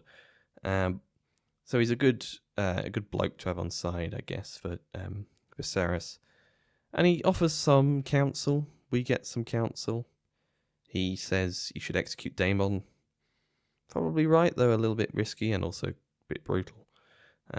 He says some other stuff, probably, about, like, marrying various people to various people, probably. But yeah, I mean, this is mostly a vibes-based one. Lionel Strong just seems like a good hand. I mean, he does deliver peace for, I'm going to say 11 years? I mean, he's hand for 11 years. That's, again, a lot longer than most of these. If you consider Alan Stokeworth is like 4, Rogar is 2, Lord Hayford is like a day, Alton Celtigar is one of the ones who's around for 8 years, but does nothing. Lionel Strong, a similar one, 11 years... Nothing horrendous happens. Gets killed by his son. Maybe there's more to him in the show, but also maybe not. Number 16. Poor Thaddeus Rowan. This is one of the arts from from Fire and Blood. Thaddeus Rowan is hand twice. Have we had someone who is hand twice yet? I don't know if we have, you know. There are quite a few. Oh, well, we had Mace and John Connington, I guess, but not hand for, like, the same side, I guess. You know, twice. Otto Hightower was hand twice. Yeah. But Thaddeus Rowan is hand twice. He is hand after Unwin Peak leaves.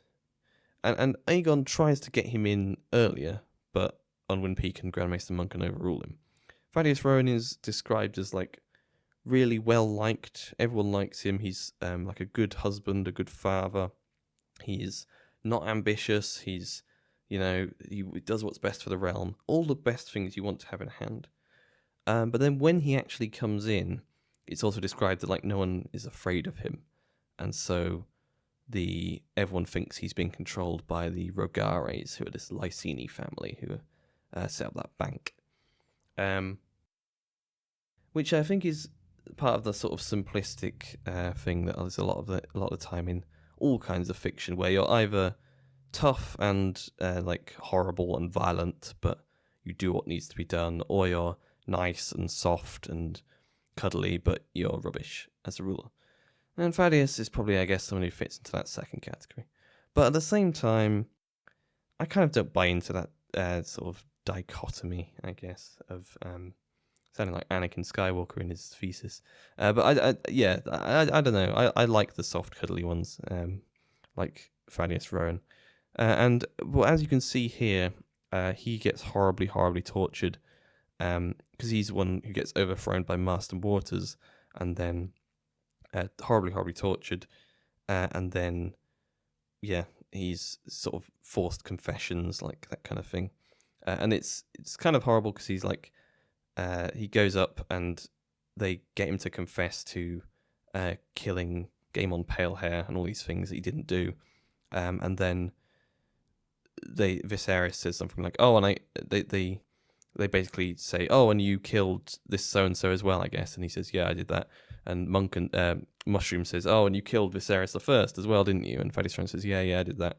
And it says that at one point Mushroom manages to get him to confess to causing the doom of Valyria. So, you know, I mean, theory fodder galore there. Thaddeus Rowan did the doom of Valyria. I mean, he confesses to it. What more do you need? But yeah, so, and he becomes Hand after the coup is over for like 5 minutes before everyone realizes that, I mean, he's horrifically traumatized, and so he gets sent home where he dies on the way. So he really doesn't do much as Hand, but he's a nice bloke. He's sort of the ideal, from how he's described anyway, he's like the ideal, what you'd want in a Hand. And that in this list of absolute cretins, that gets you up to 16th out of 51. It doesn't get you to 15th, though, because 15th goes to Oris Baratheon, also by Douglas Wheatley, from the books. And, yeah, I mean, Oris Baratheon, I put him this high because I felt like you kind of have to, because he's obviously Aegon I's main guy during the conquest. He wasn't Hand then, though. And when he is Hand, we don't really know much of what he does besides the failed invasion of Dorne, where his army goes along the Bone Way, gets picked off, defeated, Oris is captured for 3 years, gets his hand cut off. So he's only actually acting Hand for like 4 years, and we only have one thing he did then, which was lose a war, and then he gets his hand cut off. But before being Hand, he does basically help Aegon win the conquest. You know, he takes over Storm's End, he does all that good stuff. He's the third Baratheon on this list, which is nice. I mean, yeah, there's not that much more to him. He does survive a lot longer, and he lives to the end of Aegon's reign, but he's not Hand, and he's sort of doing his own thing, and ends up going back to Dorne and getting his revenge and stuff. So good for him. But yeah, he's kind of like Hand before the Hand. It's sort of a Robert Walpole, you know, being Prime Minister before they were really Prime Ministers kind of thing. And we count that for Robert Walpole, so we'll count it for Oris Baratheon, what he did in the conquest. Number 14, Tyrion Lannister. Now, there's a little, I mean, does he count because he's only acting Hand? I mean, there aren't any other acting Hands, I don't think. So we throw him in here because he is basically Hand for about a year and a bit. And what does he do as Hand? Well, he does some pretty good stuff, actually, doesn't he? He gets rid of Janos Slynt, corrupt leader of the Gold Cloaks. He says he wants to do justice. I don't know if he actually does justice. He kind of helps defend King's Landing. He does all that wildfire stuff. He builds the chain, which inflicts maximum damage on Stannis' ships. So that's pretty good. Apart from all that, though, what does he do? I mean, he does do some good politicking. You know, we can see he's kind of semi-competent at that, you know, working out that Pycelle is leaking stuff to Cersei, stuff like that. But at the same time, he's obviously focused on the wrong enemies. You know, he's focusing on Cersei when his much bigger enemies are probably Varys and Littlefinger. And he's very self-serving. He's distracted. He does things like murdering Simon Silvertongue. And he ends up losing the handship and losing like his troops, his mountain clansmen, losing Bronn, losing everyone, which is not great. But to be fair, it's kind of one of those like, not like honourable, but sort of, yeah, I'm gonna lose this, but I'm gonna sort of fight for the city kind of things, like a Marston Waters, like I guess a Ned Stark maybe. A bit of self-sacrifice. Tyrion leads a charge at the Blackwater. He does his best. He does his bit. He fights for his king, even though he hates him. And I think that's pretty good. On this list, it's pretty good. I mean, someone like Oris Baratheon obviously did more during the conquest, but then during his handship didn't do that much. Tyrion Lannister, not a bad hand, really. Not amazing. I mean, he's definitely not as good as he thinks he is. He thinks he's the bee's knees, but he's definitely not that. He's more like the bee's elbows, I guess. Number 13. Balon the Brave. This art is by Serenia. Balon the Brave is the son of Jaehaerys I, the father of Viserys I, and he's hand for about a year. We don't really know anything he does, but he's kind of said to be. We know he's sort of like active. He's doing stuff. He's constantly like. We hear that he's like, because in the bit where it's about Alysanne, her last years, like Balon goes to visit her, but he's sort of always doing business for the king. Like we get the impression that Balon the Brave is like a good hand, just sort of running things well. Everything we know about Balon the Brave kind of tells us that he would have been a good king. He would have been a good hand. And that's it, really. We don't have a lot more. He's very popular. He's very sort of competent, probably. But yeah, I mean that's all you get at this level. Sorry. Number 12, Daemon Velaryon. And I don't ask me where this picture came from. I troll through a lot. I don't know if this is even supposed to be the Daemon Velaryon of the lore. A lot of the time when you type in things on the internet, like an obscure Song of Ice and Fire character, it'll come up with like some sort of fan fiction AU version from some on a wiki page, and I don't know what it is or where it comes from, and this might be one of them, like an alternative fan fiction Daemon Velaryon that someone did. Because the real Daemon Velaryon, which is I think the next Alt Swift X video, is the hand of the king from 50 to 54. So he's one of Jaehaerys' early hands. And he's quite an interesting character, considering that most of the characters from that early on in the story don't have that much to them.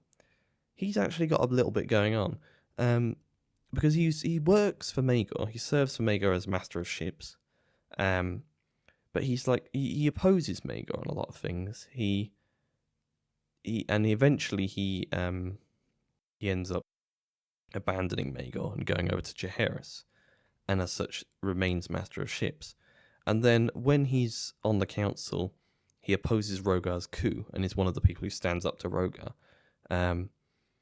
and then refuses Rogar's instructions to go and like sort out Jaehaerys, and then sides with Jaehaerys, and so he becomes Hand, and he becomes Hand as the regent for about a year, and just sort of does nothing, just holds it together for a year, keeping things quiet. Then Jaehaerys becomes full king, keeps Daemon on, and yeah, he's Hand for that first bit of Jaehaerys' reign, and he's not half bad about it. But the reason he's this low, because, I mean, there's not many good hands, and Daemon seems to be one of them, is because he also apparently has like a personal vendetta against, who is it? One of the Red Wines, who is made Master of Ships. He has a vendetta against him because the Velaryons have always been Masters of Ships, and Daemon Valerian is salty about that for some reason. So eventually he resigns and buggers off. And then he goes on to live to the age of 88 and be succeeded by his grandson Corlys Valerian. So he's quite a nice character in that he's around for a long time, even after he's stopped being Hand. But you know, there's a bit to him. He comes across as sort of competent, but maybe a bit maybe, you know, he's got a bit of a, I don't know. He can't keep the emotion out of politics, I guess, in this sort of vendetta thing he strikes up. And he does work for Maegor for a bit, which is a black mark. So that's why he's only 12. 11th, though, is the last shield, I'm afraid, Osmond Strong. It pains me to put a shield-only man like Osmond Strong up this high because, well, we don't have a picture of him because no one knows anything about him. But he was Hand from, I'm gonna say like 17 AC to 34 AC. That sounds about right. Which is 17 years. That's like the 4th or 5th longest serving Hand. I mean, and we know nothing about him, which again is just an illustration of like how that first couple chapters of Fire and Blood are just like rushed, just so rushed. Like, yeah, Aegon's Conquest, we'll do that. That's kind of fun, and then, God, do we have to write about Aegon's like rule? I guess we'll write a bit about a bit of justice, bit of roads, you know, taxes. Are we done? Can we move on to the fun stuff with Maegor and Aenys? Yeah, we're done. That's kind of the vibe we get from that. And the result is that Osmond Strong has basically nothing about him.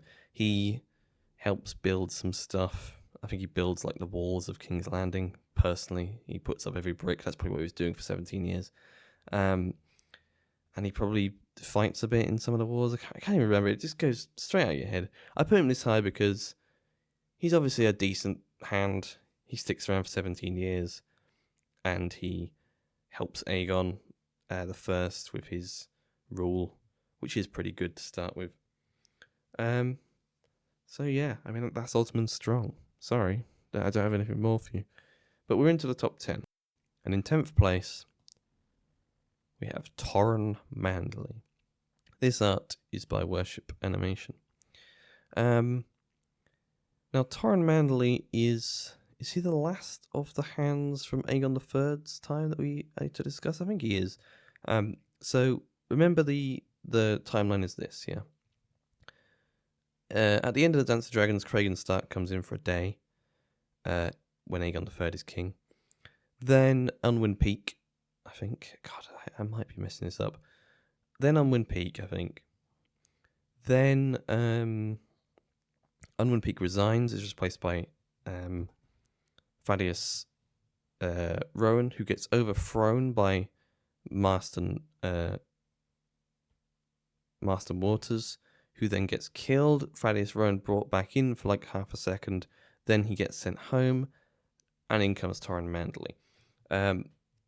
So Torren Manderly is he's involved in the dance, of course. He's one of the Manderlys who the Manderlys are always trying to marry into the ruling house, which is probably, if we're looking for parallels, maybe Wyman will try and marry one of his daughters off, or his granddaughters off to Rickon. I think that might be part of his plan. But Torren comes in as Hand, and apparently he's not as, and this is the classic dichotomy that I was talking about earlier with Thaddeus Rowan. He's not as sort of nice and amiable as Thaddeus Rowan, but he is seen as like a much more effective Hand. All of that good stuff, you know, roads probably, some good financial reforms, you know, the kind of like grab 3 or 4 generic things out of a hat and say that this person did that thing, it's a good thing. He's that kind of guy. He's only around for about a year, because then Aegon III comes to the throne and kicks him out, which he does because Torren Manderly is like, he doesn't like him, and Torren Manderly doesn't like Aegon. So yeah, But that's Torren Manley. He's a good hand, but he's only in it for about a year. So he doesn't have much time to do it. And that's when I think Munken... No. I think Grandmaster Munken comes in between Thaddeus Rowan and Torren Manley. Yeah. So then Aegon III is ruling in his own right. And who does he pick as his hand? We don't know. It's not Viserys II straight away, but I don't know who it is to start with. Maybe it's... Who knows? Maybe it's Edgar Sloane. Maybe Edgar Sloane is just really, really old. Who knows? In 9th place, though, we have Corlys Velaryon, the hand to Rhaenyra.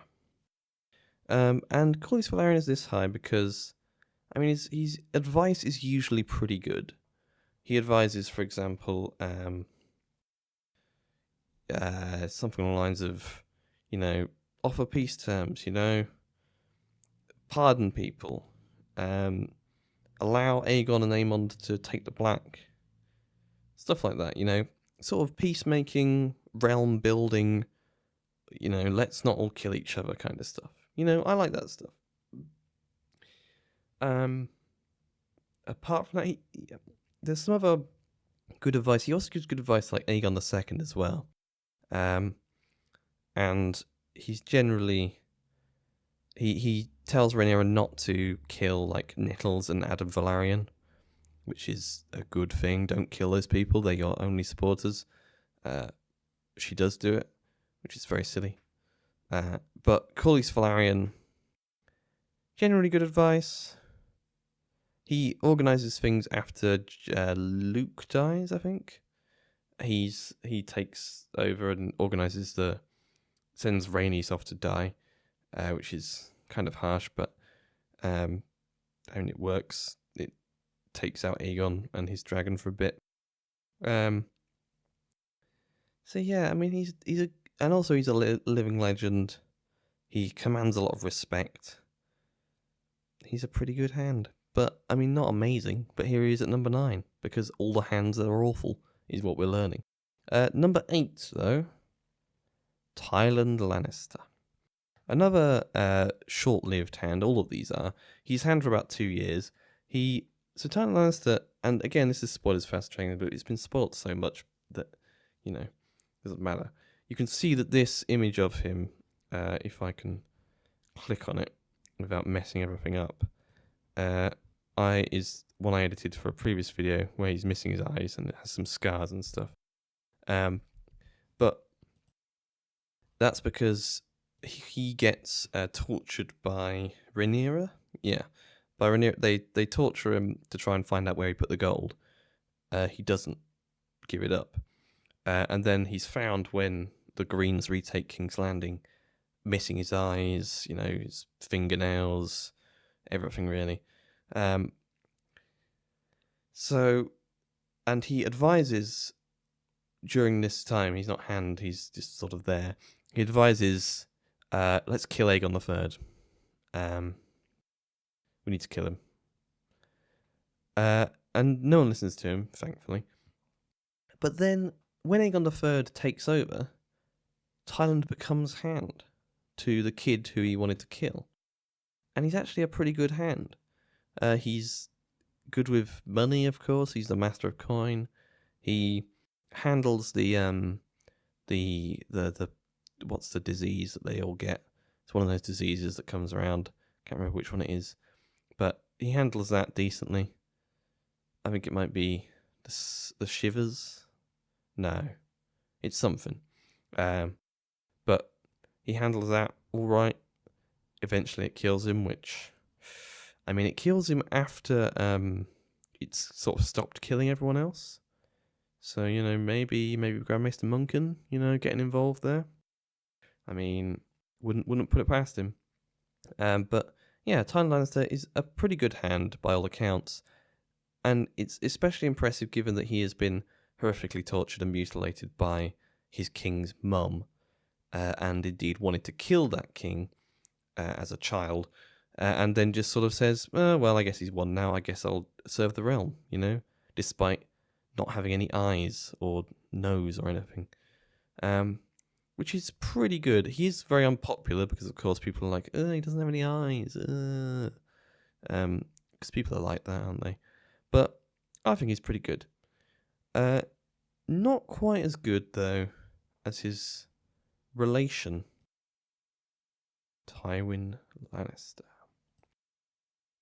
Now, this is a tricky one to rank, and a lot of these top ones are tricky ones to rank, because Tywin Lannister, I'm not a Tywin fan.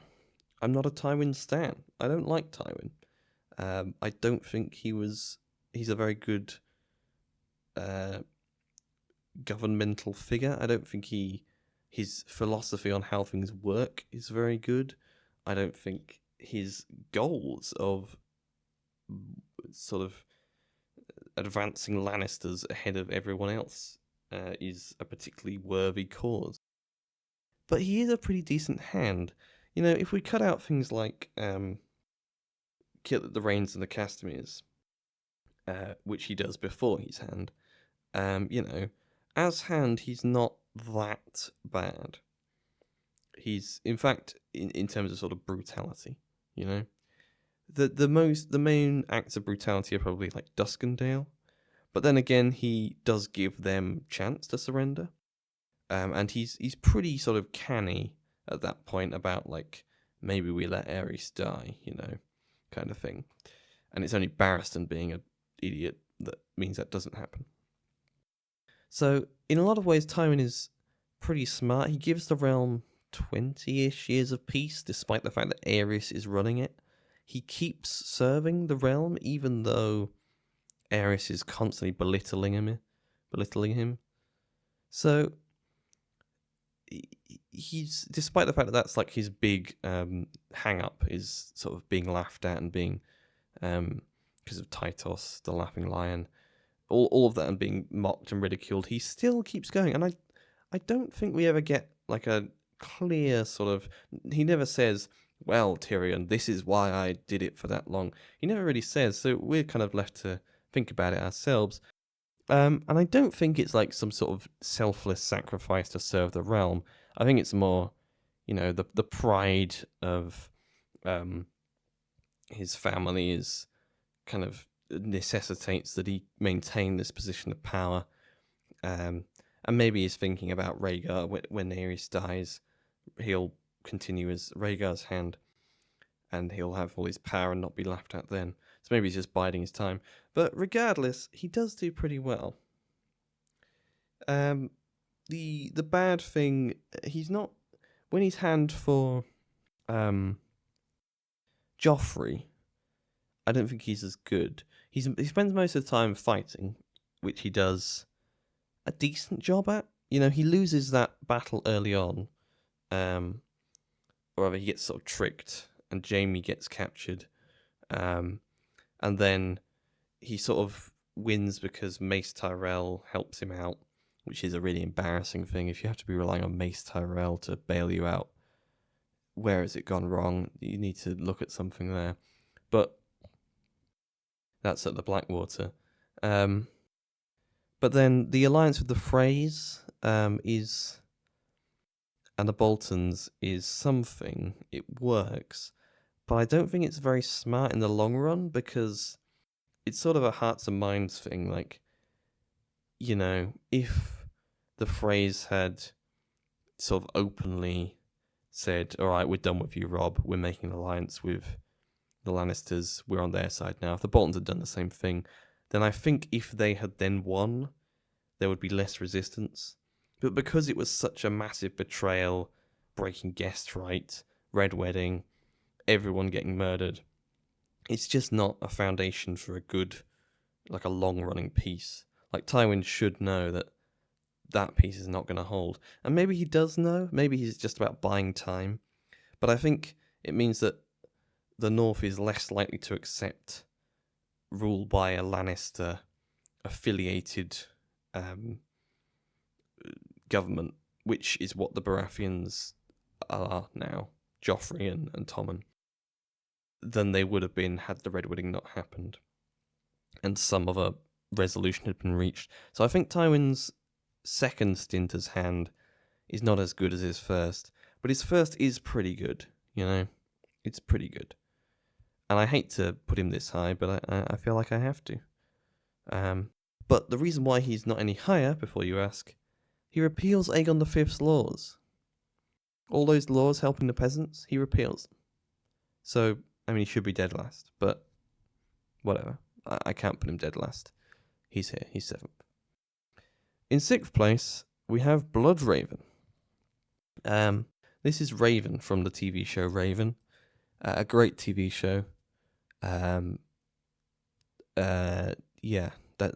I mean, there's nothing else more to say about that. But sort of a game show for children from back in the day when I was a child. But Bloodraven is another one like Tywin Lannister. Is it's where do you put him? Because if you say what is your opinion of the surveillance state on a scale of 1 to 10, and you say, well, I'm not a huge fan of the surveillance state. I'll be honest.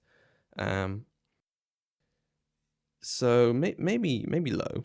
But then you say, but the thing is, he does defend the realm against the Blackfires. The Blackfires do not succeed under Bloodraven's watch. He sticks by Daeron during the First Rebellion, unlike most of the other bastards, and is integral in winning the battle at the Redgrass Field. Then, in the Second Blackfire Rebellion, he does pretty well there. He his spies and possibly him disguised as Maynard Plum successfully infiltrate and make it so that the Second Blackfire Rebellion is basically a damp squib, nothing happens. And then the Third Blackfire Rebellion, I think he also deals with. And then he also executes Aenys Blackfire. So Bloodraven is sort of Bloodraven is his body is a machine that turns people's hatred of him into killing Blackfires. And it works for the 20 odd years that he's had. So, I mean, pretty good. The trouble is that everything else kind of falls by the wayside. So, like, popular support, non-existent. There's that big disease that happens, the spring sickness. Bloodraven tells people, hey, can't remember what he tells them. Like, go back to work or something. I can't remember. Stop working from home. And they say no. And he says, oh, because it's not really... They're not going to listen to him. Because no one likes him. Yeah, he's hated, he's feared.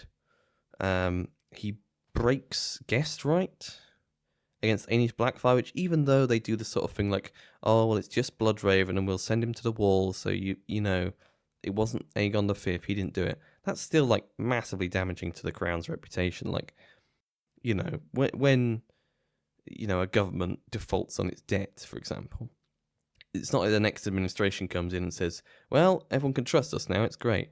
That kind of stuff leaves a mark. And we don't really have any evidence for that in the story, but even if it didn't, Bloodraven should think it would. And it's not like it's worth it, because Aenys Blackfire, who even knows who he is? Who even cares who he is? No, there's no chance he's going to be a threat. But because Bloodraven is so obsessed with Blackfires, he thinks he's a threat and he thinks he's important. So Bloodraven, he does what he sets out to do. He keeps the Blackfires at bay. But at the same time, like, how much of that is his doing and how much of that is the Blackfires just being a bit shit? Who knows, you know, who knows? But he is this high on the list. He also, of course, wants to save the world, maybe, or maybe not now in the modern day, but who knows? Maybe he'll be Hand of the King again. Maybe he'll be Hand to Bran at the end of the story. Wouldn't that be weird? But we're up to the top 5. And if you've been keeping track, which there's no way you have been because there's way too many of them, you know which 5 they are. I don't know which 5 they are because I haven't been keeping track. I think I know mostly. But number 5, I think I know who this is. Ah, yes. Jon Arryn. Good old Jon Arryn. The actor who played Jon Arryn in the TV show apparently gets fan mail, or got fan mail, for his role as a corpse, which I find funny. But here he is. And Jon Arryn is a good hand because, like Tywin, he rules for a long time and there's peace and stability. There's like one war, the Greyjoy Rebellion. Tywin had a couple wars like Defiance of Duskendale, but nothing massive. And, you know, that's pretty impressive considering that Tywin's working with Aerys II, who is mad. Jon Arryn is working with Robert Baratheon, who is, you know, not really the legitimate heir because of Viserys and Daenerys. And also is like a usurper. But he holds it together, you know? And that's pretty good. Jon Arryn, and perhaps the thing that shows how hard Jon Arryn had it is that Ned Stark comes in and instantly messes up and causes a massive civil war. So Jon Arryn like held the realm together for 15 years with all those people, the Lannisters, you know, the Tyrells, all those people are there. They are presumably ambitious and working behind the scenes. Littlefinger is there. Varys is there. Everyone is there. Jon Arryn somehow prevents that all from kicking off, which is pretty good, I would say. And, you know, he does his detective work. He figures out the bastards thing. Pretty impressive. The one big thing that's bad is probably allowing the crown to go massively into debt, which isn't great. But then again, like, I think you grade it on a scale. Like, the thing that's really bad for debt is wars, and Jon Arryn manages to avoid any silly wars. Like, Robert wants to go and just take over the Summer Islands for no reason, because Jalabar Zoe is there, and says, hey, do you want to go and take over the Summer Islands? Robert's like, yeah, let's do that. And Jon Arryn's like, no, don't do that. He's seeing the pound signs in his eyes, like, just vanish. He needs those 2 copper pennies to go on his eyes there for when he's dead, and he's thinking, I'm not going to have any copper pennies after Robert's done with this war. Because Robert is a bit Henry VIII-ish in that way, the wars. Although I think he's more usually parallel with Edward IV. But yeah, so Jon Arryn, that's the only bad thing really. And I guess he does get killed by his wife, which is not really his fault, but, you know, it's a shame. It's kind of not what you want to happen. It's not a good political move. It shows a bit of, I don't know, naivete, or trusting your wife too much, or not being able to trust your wife not to kill you, which is not great. But it's number 5 out of 51, so it's pretty good, but not as good as number 4, Baelor Breakspear. This art is by Vaz Del Art, who also did one of the other ones.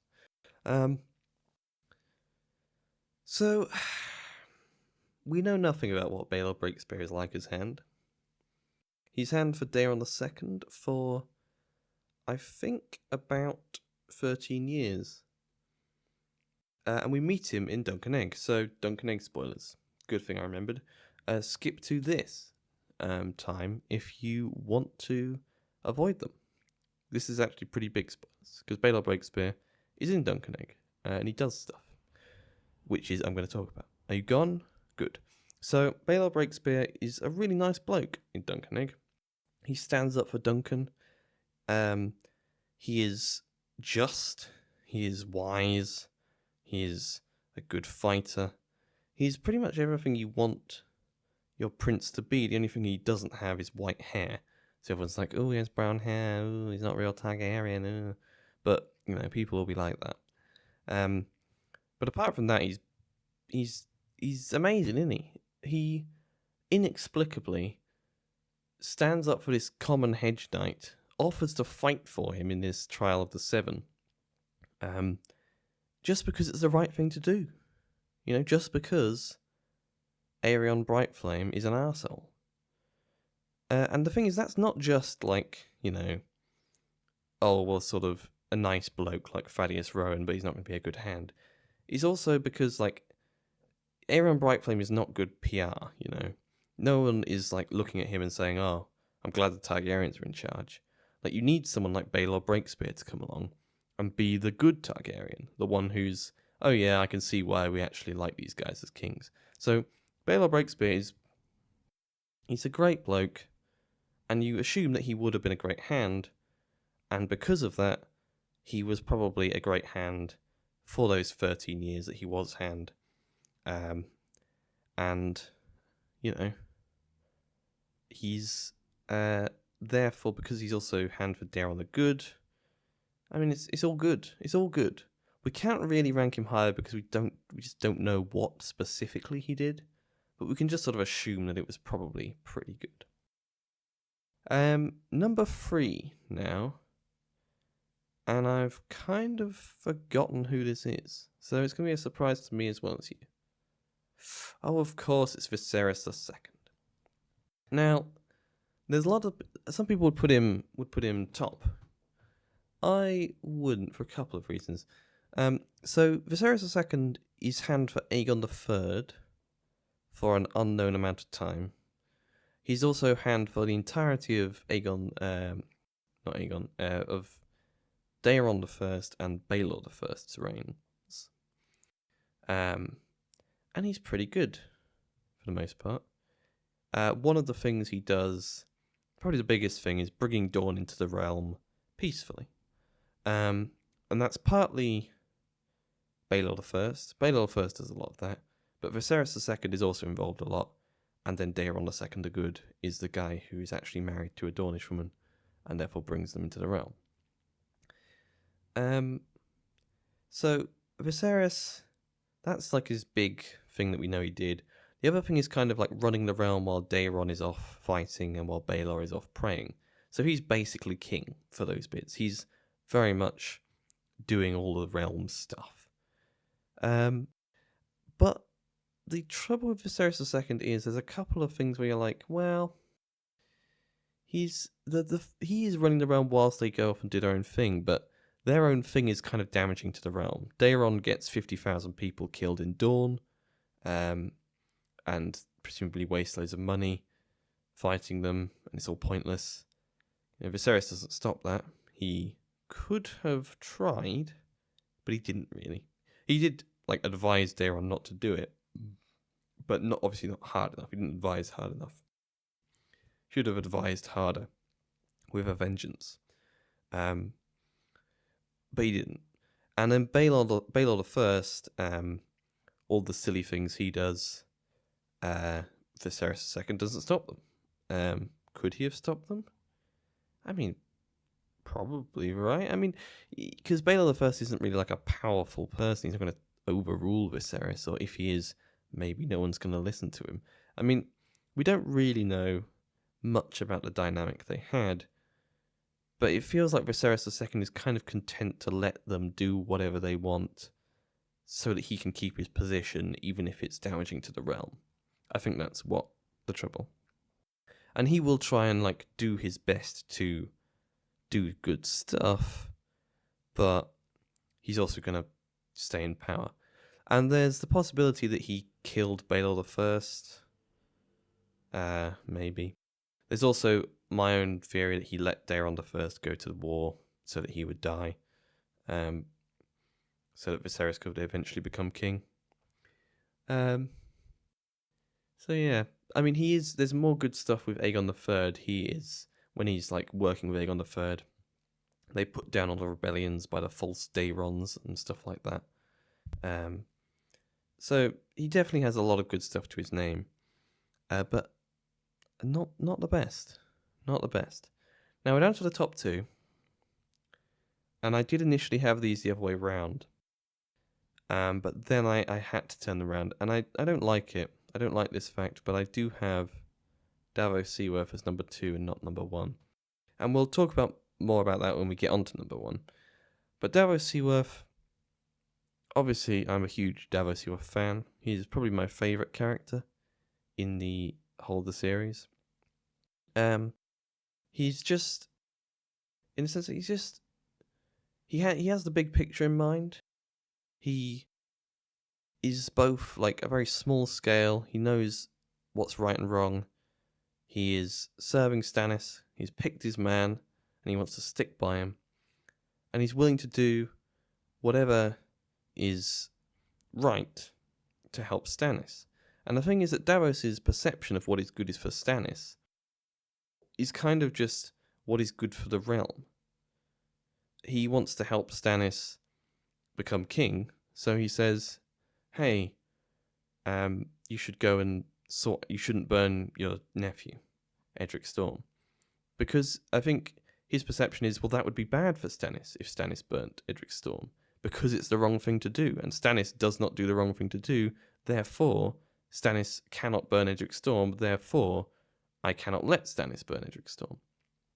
It's like even though he's doing it for the right reasons and sort of other weird reasons at the same time to do with Stannis, but he always does pick the right thing that is not just good for the realm and good for him, sort of good for the people involved, and is also good for Stannis. He gets Stannis to go to the Wall when no one else would. Stannis becomes the king who cared because of Davos. Davos's actions prevent the wildlings from breaking through the Wall, which could have destroyed the Night's Watch and meant they were completely unable to defend against the White Walkers. There's a lot going on with Davos. He's just he's generally right about pretty much everything. If in doubt, trust Davos. He's Azor Ahai reborn. He's resurrected at the Blackwater. He, amid salt and smoke. He casts a shadow the shape of a sword. He is, he is the best character in the series. But, and it pains me to say it, he's not the best hand. Because he's only hand for about a year. I mean, less than that probably. He just hasn't had time. He hasn't had the time to do all the good that he would do if given 40 years, so. Because number one did get 40 years. Because number one is Septon Barth. And Septon Barth is like Davos, lowborn, the son of a blacksmith, but nonetheless rises to the top because of a king who can see the merit in lowborn people, Jaehaerys I, like Stannis, and you kind of take this for granted sometimes, but very few of these hands really care about what's good for the realm or what's good for the people of the realm.